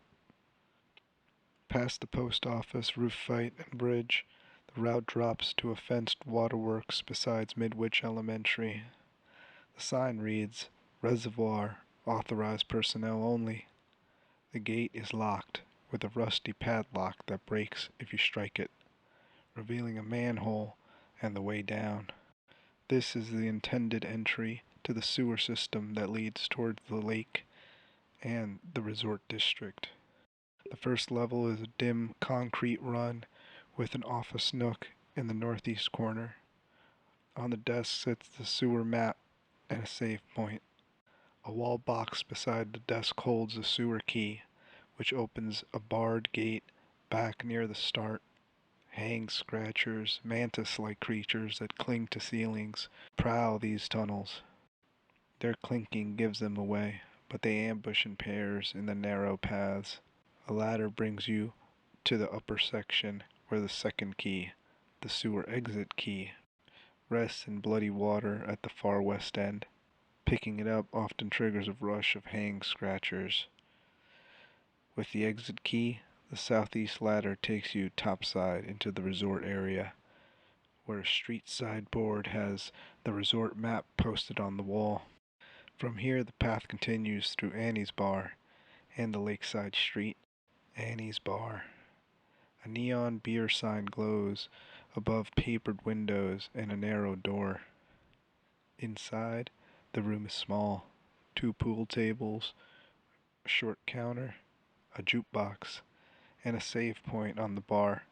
Dr. Michael Kaufman is here the first time you enter, pinned down by a mumbler. Killing it ends the struggle.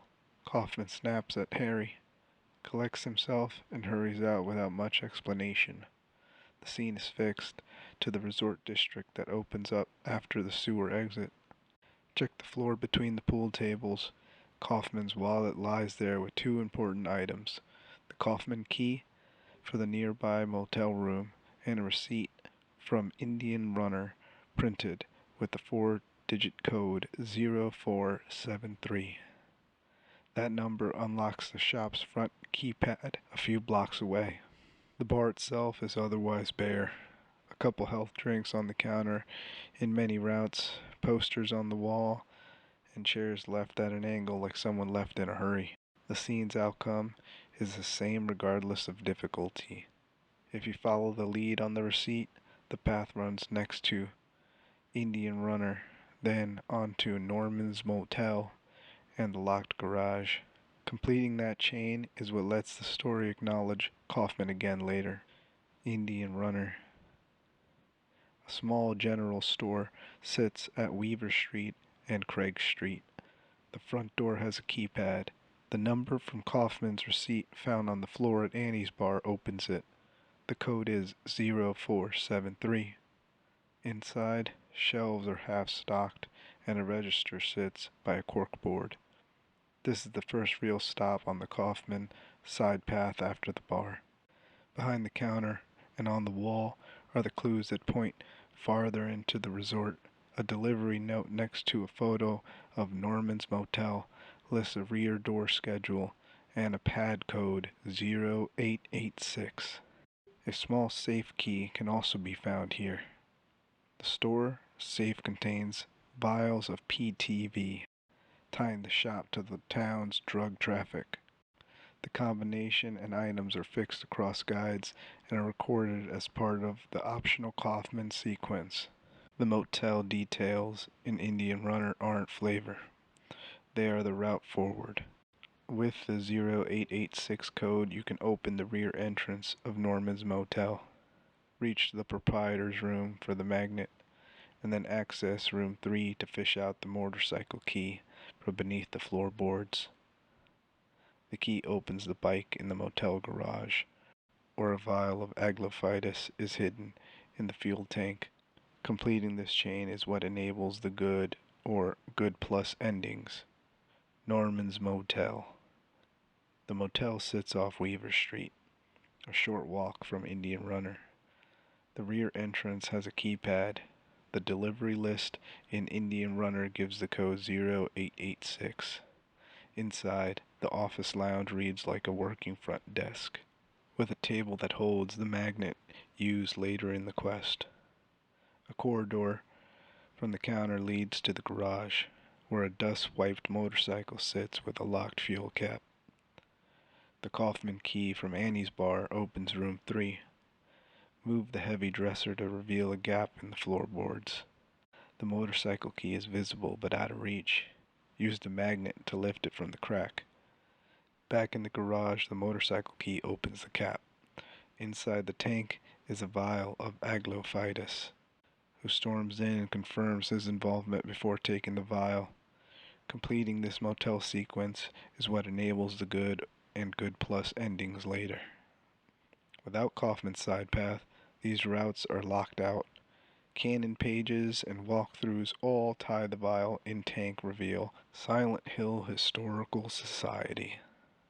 A small lakeside museum sits on Nathan Avenue facing the water. Its sign lists rotating exhibits on Toluca Lake, the mining town that became Silent Hill, and the prison on the far shore. The lobby is narrow, leaflet rack, donation box, a counter with a guest book, and a wall of framed photographs. The space reads like an underfunded local history room until you start reading the captions. Displays cover the little Baroness steamer that vanished on the lake in 1918, an old town survey map, and sepia photos of quarry cuts. One gallery holds paintings that matter to the story: Misty Day, Remains of the Judgment, which shows hooded executioners at work and other grim civic scenes. A plaque recounts the building of Toluca Prison and the justice rituals carried out there. The museum doesn't sell answers. It hangs the town's worst memories where anyone could see them. A door at the back leads downstairs. The basement corridor runs impossibly long. Brick, damp, and barely lit, until it no longer feels like a museum at all. You can reach a maintenance door, then a short descent, and then a gaping shaft with a ladder that ends before the floor. James drops. After the fall, the setting is shifted into the prison complex beneath the town, with cell blocks, gallows memorabilia, and the path that eventually twists into the labyrinth. The Historical Society is the hinge, public history on the surface, the prison's reality underneath. Toluca Prison. The yard is a square of wet concrete and mud with a raised gallows at its center. Rain slaps the wooden platform and the nooses sway in the wind. This is not dressing.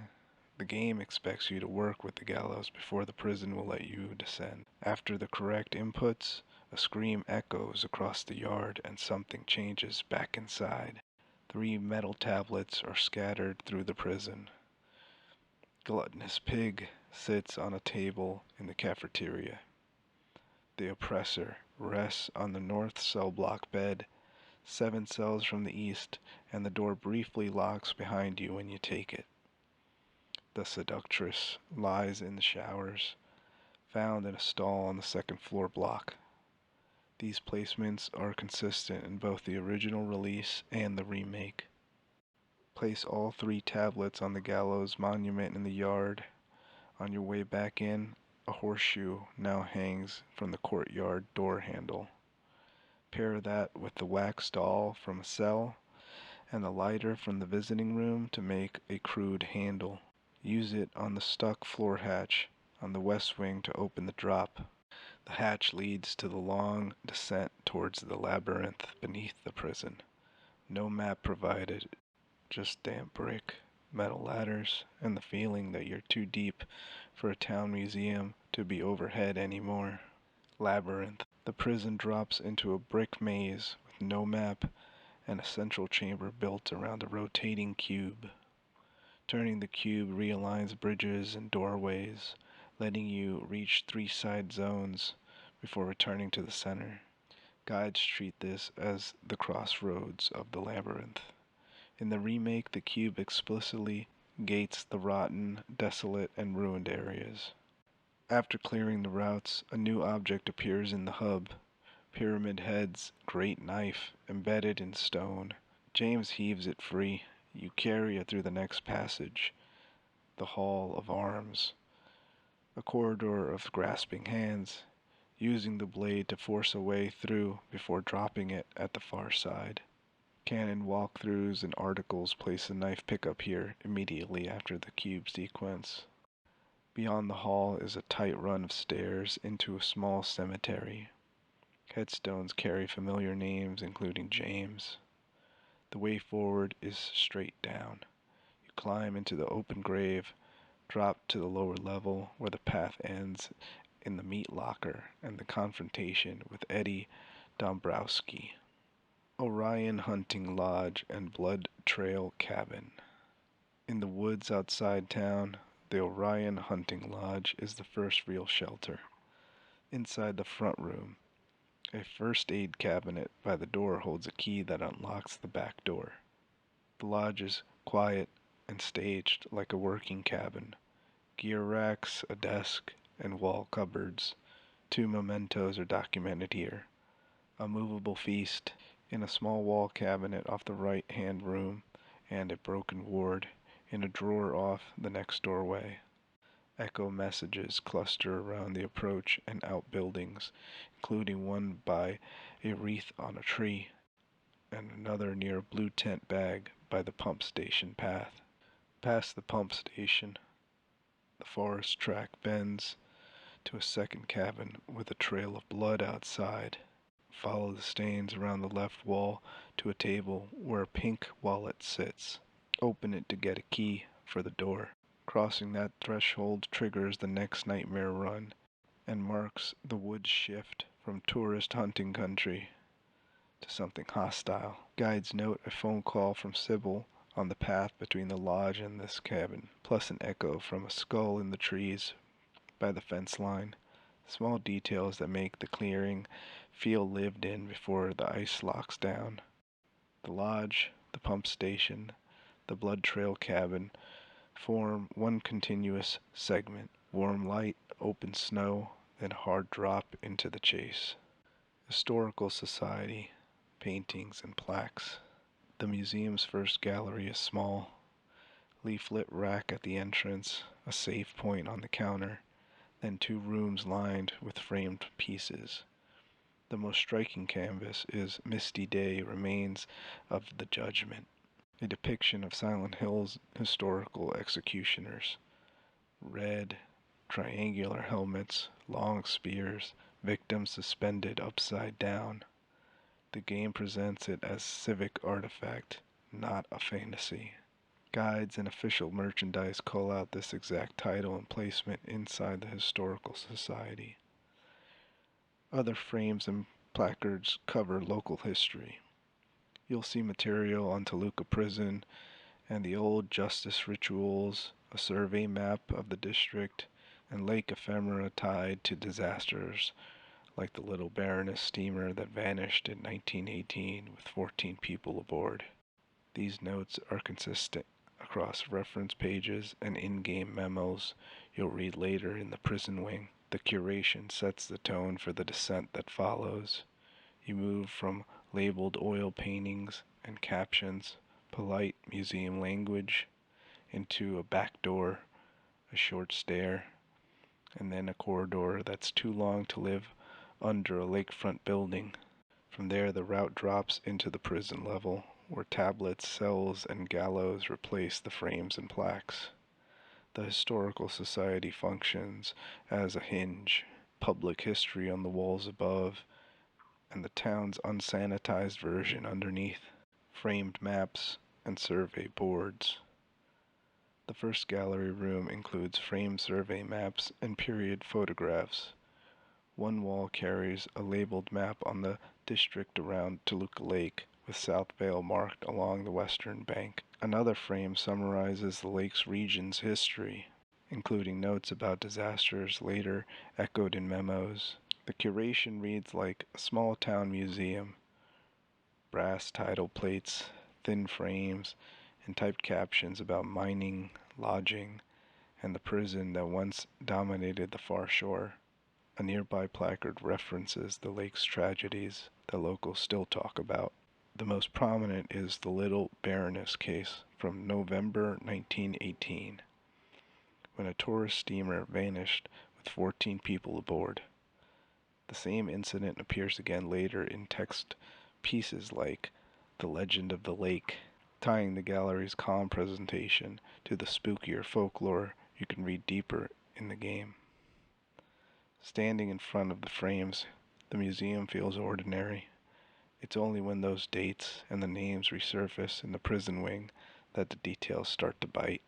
Taken together, the maps and plaques set the museum's tone. They place South Vale, Toluca Lake, and Toluca Prison into one coherent layout before the route slips behind the staff door and descends into the corridor that shouldn't fit beneath the building this small. From labeled exhibits to damp brick in minutes. The Historical Society uses these frame maps to make the drop feel like you fell through the town's official story. In the first gallery of the Silent Hill Historical Society, one canvas dominates, Misty Day, Remains of the Judgment. It shows the town's executioners at work, figures in rigid triangular headpiece raising long spears over bodies hung upside down. The plaques treat it as civic artifact, not legend, and the game logs it among museum memos. The image matters beyond the wall. Silent Hill sources tie Pyramid Head's form to this depiction, framing him as a manifestation that borrows the museum's icon rather than inventing itself from nothing. Even outside the game, official note roundups and developer comments keep returning to this painting when explaining why the executioners look this way. Standing here, the museum still feels ordinary. The next room continues with maps and sepia photographs, but once you've seen Misty Day, the descent behind the gallery reads differently. The town has already told you, in a quiet room with a frame and a label, what kind of justice it remembers. When the route drops into the damp corridor under the museum, the path bends towards Toluca Prison. The painting is the context you carry with you.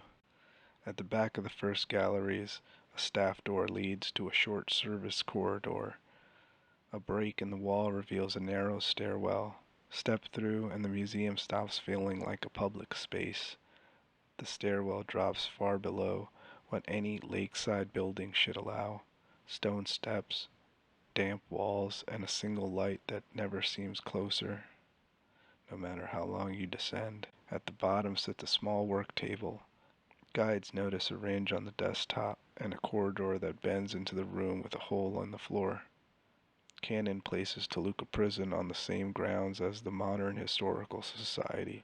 Book of Lost Memories notes the museum now occupies that site, and discussions of the transition point out that the descent reads as psychological construction as much as physical architecture. In play, it's simple.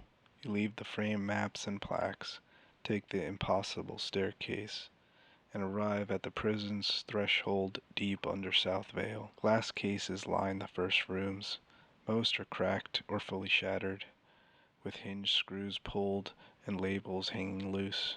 The museum reads as a small town collection, framed photos of landmarks, mining shots, early Brookhaven portraits, and lake ephemera. A back room lists specific exhibits in the frames. Brookhaven Hospital, 1880. Wilt's Mine, Founder's photos, and the Little Baroness steamer, tying the wall text to events you'll hear about again deeper in the game. In the same area, a showcase is noted to contain an obsidian goblet, a small artifact sitting among the broken glass. The mix, civic portraits besides grim canvases, builds a neutral official version of Silent Hill before the route slips into the service hall. By the time you reach the end of the galleries, some pictures have already shifted. What looked like sepia documentation now shows harsher scenes under the other world's influence. Past the staff door, the museum's logic drops away. The short corridor becomes a long stair, then a tunnel, and that display gives way to damp brick and the sound of a boat horn far below, as if the lake stories have pulled you under the building. The first corridor you hit in Toluca Prison is narrow and cold, lined with barred doors and stenciled numbers. Some cells are open, most are rust-locked. In the upper south row, a bunk is piled with books. On the mattress sits a small wax doll, one of the items you'll need to leave the prison later. Across the complex, the lower north block breaks the pattern. Several doors here will open, including a cell with a bed where the tablet of the oppressor lies. Taking it briefly traps James in the cell before the door gives a scripted stutter that makes the hallway feel alive. Bathrooms and showers are threaded into the same run of halls. In the block showers, the tablet of the seductress is tucked inside a stall. The canteen holds a third piece, the tablet of the gluttonous pig, on the dining table. Those placements are fixed. Glass partitioned visiting rooms sit off the northwest corridor. From one side you can only look at a lighter through the window. Circling to the opposite visiting room lets you pick it up. That lighter later pairs with the wax doll and a horseshoe that appears after the gallows event to open the stuck floor hatch. Footsteps and distant clinks echo down the tier, and the layout teaches the prison's logic. Cells for pickups, side rooms for tools, then the yard and the deeper drop. The remake emphasizes the staff side of the visiting room. A guard's letter memo is pinned on the wall by the guard room in the aux section. The other note appears around the visitation zone, including the prisoner's letter taped to the glass on the numbered booth.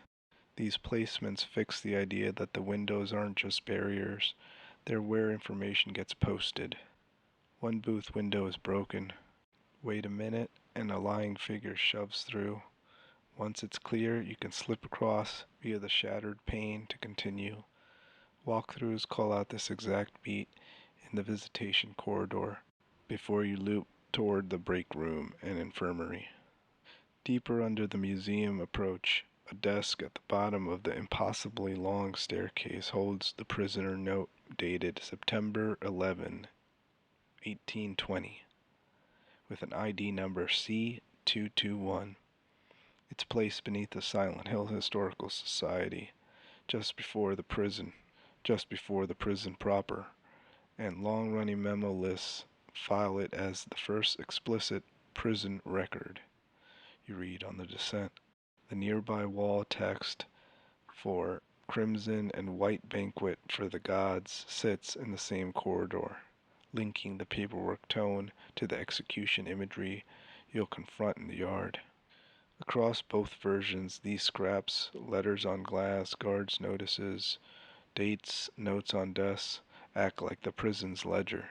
They don't unlock doors directly. They fix names, dates, and procedures to rooms that still look used. By the time you reach the gallows courtyard and place the tablets, you've already read the institution's voice in its own posted documents. The prison cafeteria. A low room opens with long tables, overturned chairs, and a concrete floor slick with condensation. Trays and tin cups still sit on the counters. Near the rear, a pushcart stands against the wall besides a support pillar, marked with a save point. This is where the tablet of the gluttonous pig is placed. Guides fix it at the back of the cafeteria, on the cart, or a table, depending on the version. Picking it up is one of the 3 steps tied to the gallows outside. The other tablets are in the north cell and the shower room. All 3 feed the courtyard event before the prison lets you continue. Eddie appears here briefly in the original run, hunched at a table. The scene is short and sets up his next escalation deeper below. After you clear items and the tablet, the double doors lead back to the interior hallway and towards the yard. With the cafeteria checked, you have one piece of the gallows set and a safe spot to save before the prison opens up its outer loop. A square floor hatch sits in the first floor west wing of Toluca Prison. The metal pull is missing, so the lid won't budge with bare hands. 3 items in the prison form the handle the game expects. In the south cell row, a bunk holds a small wax doll. In the visiting rooms, a brass lighter rests on the counter behind the glass. Circle through the opposite booth to reach it. After placing the 3 tablets on the gallows in the yard, the horseshoe appears hanging on the courtyard door handle as you head back inside. At the hatch, set the horseshoe in the recess, melt the wax doll with the lighter, and the wax bonds to the shoe into a usable grip. Pull it and lift the hatch and open the descent. This sequence, wax, lighter, horseshoe, west wing hatch, is the fixed solution across guides and item lists. Sometimes there's a siren first. Sometimes the shift just happens. Canon materials say the siren often warns of a move from fog or real space into the other world. But the series also uses sudden transitions without a cue. Don't confuse this with the radio. That's a proximity warning for monsters, not a world state alarm. Surfaces skin over to rusted metal and chain link. Grates, fencing, barbed wire, industrial fixtures, and gore textures replace plaster and tile. Book of Lost Memories ties the first game's look to Alessa's pain and hospital trauma. The series art lead, Masahiro Ito, also noted the practical PlayStation 1 reason they leaned on chain link, which happened to fit that imagery. Layouts stop matching the buildings, New floors appear, maps go missing, and doors reroute you. The clean example is Alchemila Hospital, 4th floor. It doesn't exist in the normal state and has no map, but it appears in the Otherworld segment and becomes the path forward. Metal motifs. When the town flips, ordinary walls and floors give way to rusted metal, grating, and wire mesh cages. Chain linked replaces plaster, rebar shows through seams, and catwalk floors ring underfoot. Official summaries describe the Otherworld as spaces made up of rusted and blood-stained metal, with fencing, barbed wire, hooks, fans, cages, and even sections of flesh-like wall appearing as if the building frames have been stripped bare. Team Silent leaned into hospital imagery, stretchers, wheelchairs, and surgical hardware as recurring symbols once the shift hits. The series guide ties those props to Alessa's suffering, which is why corridors start to look like an industrial ward welded over the school or hospital you just walked through. The visual language stays consistent across entries even when the location changes. There's a practical origin too. As mentioned earlier, the art director Masahiro Ito has said that he built wire mesh corridors and ceilings because the PlayStation 1 memory and polygon limits, and the look stuck as part of Silent Hill's identity. Later games kept the mesh and rust palette as a deliberate choice rather than a constraint. So when floors turn to grate and walls to lattice, it isn't random dressing, it's the series baseline for the Otherworld, born of hardware realities and welded to the story's hospital-rooted pain, peeling paint and flaking plaster. In the rooms that haven't fully shifted yet, walls often look waterlogged and tired, paint curling off in sheets, plaster spider-cracked, brown drip lines running from the ceiling vents. It's the quiet decay that reads as normal neglect before anything overly supernatural happens. School corridors and hospital side rooms sell this with scuffed baseboards, bubbled paint, and patchy wallpaper that refuses to stay down.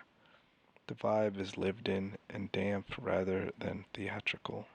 When the Otherworld takes over, those tired surfaces give way. What looked like paint and plaster pulls back to reveal the series' hard interior, rusted steel, mesh, and stained industrial panels. The clean wall plane fractures into grating and wire. The neat seam where the two colors met becomes a jag of exposed metal. Official summaries describe this state as decayed and oppressive, with floors and walls made up of rusted and blood-stained metal, often laced with fencing, chain, and other hardware. The first game spells the transition out. A light dies, a siren moans in the distance, and what was brick or painted cinder block turns into dark, grimy mesh and platform grating underfoot. Peeling paint is the breadcrumb that leads there, the last hint of a building's old finish before the world strips it to wire and iron. In Silent Hill, buildings don't stay faithful to their blueprints. The cleanest early example is Alchemila Hospital's 4th floor, which we discussed. It appears only after the shift and has no map and connects rooms in ways the normal hospital never could. You ride the elevator to a level that technically doesn't exist. Doors lock behind you, and the route forces one-way path through a layout that isn't on any bulletin board. The finale of the first game escalates this into a whole space. Nowhere stitches together chunks of earlier locations, school, hospital, church, into one maze without an in-game map. Doors labeled with signia lead to rooms that don't share walls, and hallways loop into themselves. It reads like a collage of memories rather than architecture. In Silent Hill 2, the same idea plays out differently. The labyrinth uses a rotating cube to realign bridges and doors, turning the hub into a movable floor plan. Later, the Lakeview Hotel reconfigures after the videotape. Rooms flood, corridors dead end, and the guest floors no longer match the clean lobby paths you walked earlier. The result is consistent with the series rule. Once the town asserts itself, maps lose authority, and the building you thought you learned becomes something else. Shadows and invisible enemies. In the first game, shadow figures show up early as larval stalkers. They look like small, dark silhouettes that stumble along the floor, make a thin creak, and fade out without harming you. They appear in Otherworld Midwich and the amusement park. They can't be attacked and function more like a cold spot that makes the radio prickle. Later, a hostile version appears as stalkers in nowhere. They're the knife-carrying, nearly invisible counterpart of the Gray Children. Same lunges and grabs, but harder to see because they read as shadowy outlines. Guides place them specifically in the final area and note radio static as the tell. Regional differences matter for what you see beside those shadows. The Gray Child enemy appears in the North American release. The Japanese version swapped them for mumblers. A site-by-site breakdown lists the swaps and keeps larval stalkers and stalkers consistent as ghost forms. Silent Hill 2 twists the idea again. In Toluca Prison, there's an unseen prisoner that speaks from a cell. It's classified as a monster and reference material, even though the radio doesn't warn you. That exception stands out next to Silent Hill 1's Shadows, and helps sell the prison as a place where sound carries farther than sight. Radio static. The series uses a portable radio that spits static when monsters are close.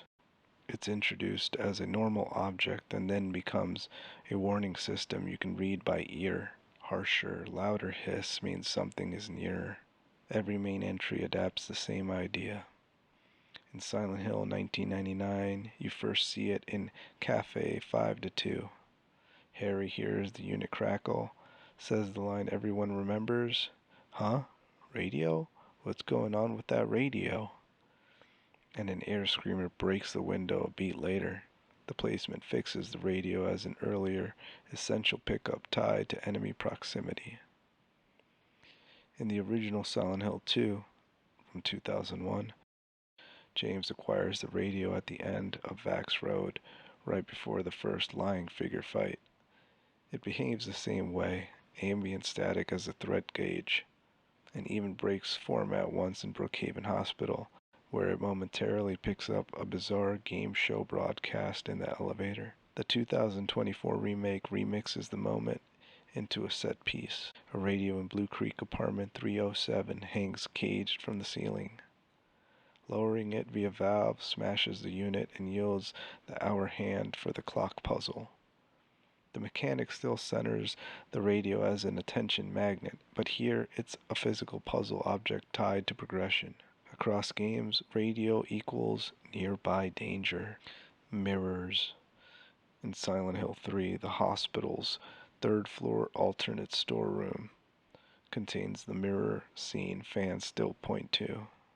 The door locks as you enter.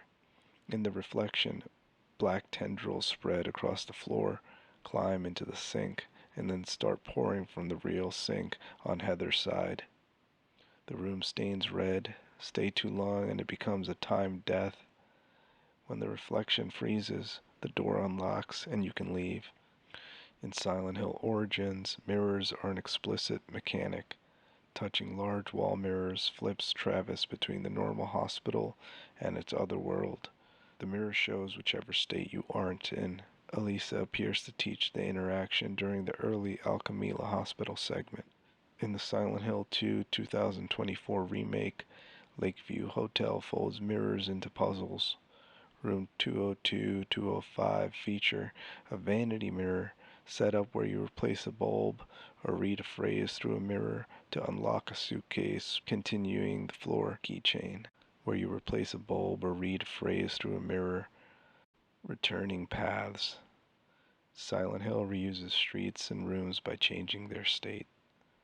The same corner can be a dead end in the fog, then open after a shift, then close again from another side. You see this in South Vale.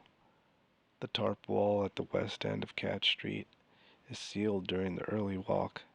Then the door inside the wall becomes usable later. Neely's bar is empty the first time, then carries a different message when you return after the town flips.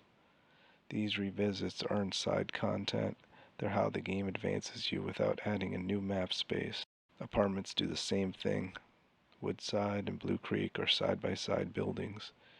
An exterior fire escape that's locked from one side early in the game becomes a bridge between them. You step through the window you couldn't use before, and suddenly backtracking is progress.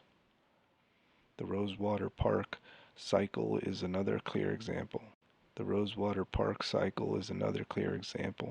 You pass through, meet someone on a bench, leave to clear the objectives, then come back in the dark paths to dig up the old bronze key under the Jennifer Carroll statue.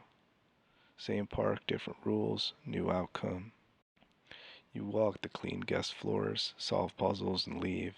After the videotape, you return to the Lakeview layout, but the corridors are ruined, rooms are flooded, and the route is no longer the one you learned. Good night, Silent Hill. Street lights tick as their sensors cycle. Somewhere the stoplight keeps changing for an empty intersection. The town settles, but it doesn't sleep. It drifts. Windows hold their reflection too long, like glasses that need a moment to remember what side you're on. A diner clock runs a minute fast. The fog pulls tighter to the ground and lifts just enough to show shoe prints you don't remember making. On the lake, buoys blink at a steady rate you can time your breath to. A gull lands on the rail and watches a patch of water that doesn't move like the rest. Farther inland, a hospital corridor hums with even light. One bulb ahead flickers, then holds, as if a hand eased off the switch. Doors that wouldn't open today might open tomorrow. A barricade will be gone, and a hallway will be different. That's the rhythm here. If you're listening in bed, let the town keep the watch. If you're still walking, follow the curb until the fog feels warmer. The map will catch up when it needs to. Last look at the lake. The buoys blink and the water turns to slate. Shore ropes creak against posts, then go still. If you stand near the railing, you can hear little sounds that don't carry during the day. A far metal door closing, a line tapping a mast, something shifting under the pier and settling again. The fog thins in bands and thickens in others, like breath on glass. Street lamps on the promenade make soft cones that don't touch each other. Anything between them looks farther away than it is. The hotel lights across the water show in a flat strip that narrows or widens as the mist moves. Sometimes you see two reflections, and then only one. Closer to town, the shop windows along the waterfront hold a faint echo of the street behind you. You can test it by raising a hand and watching the lag. A gull might land on the rail and decide against it, stepping sideways twice and lifting without a call. When the lake is this flat, sound travels straight. If you're heading home, follow the curb, count 6 lamps, take the corner. The map in your pocket will look right again in the morning.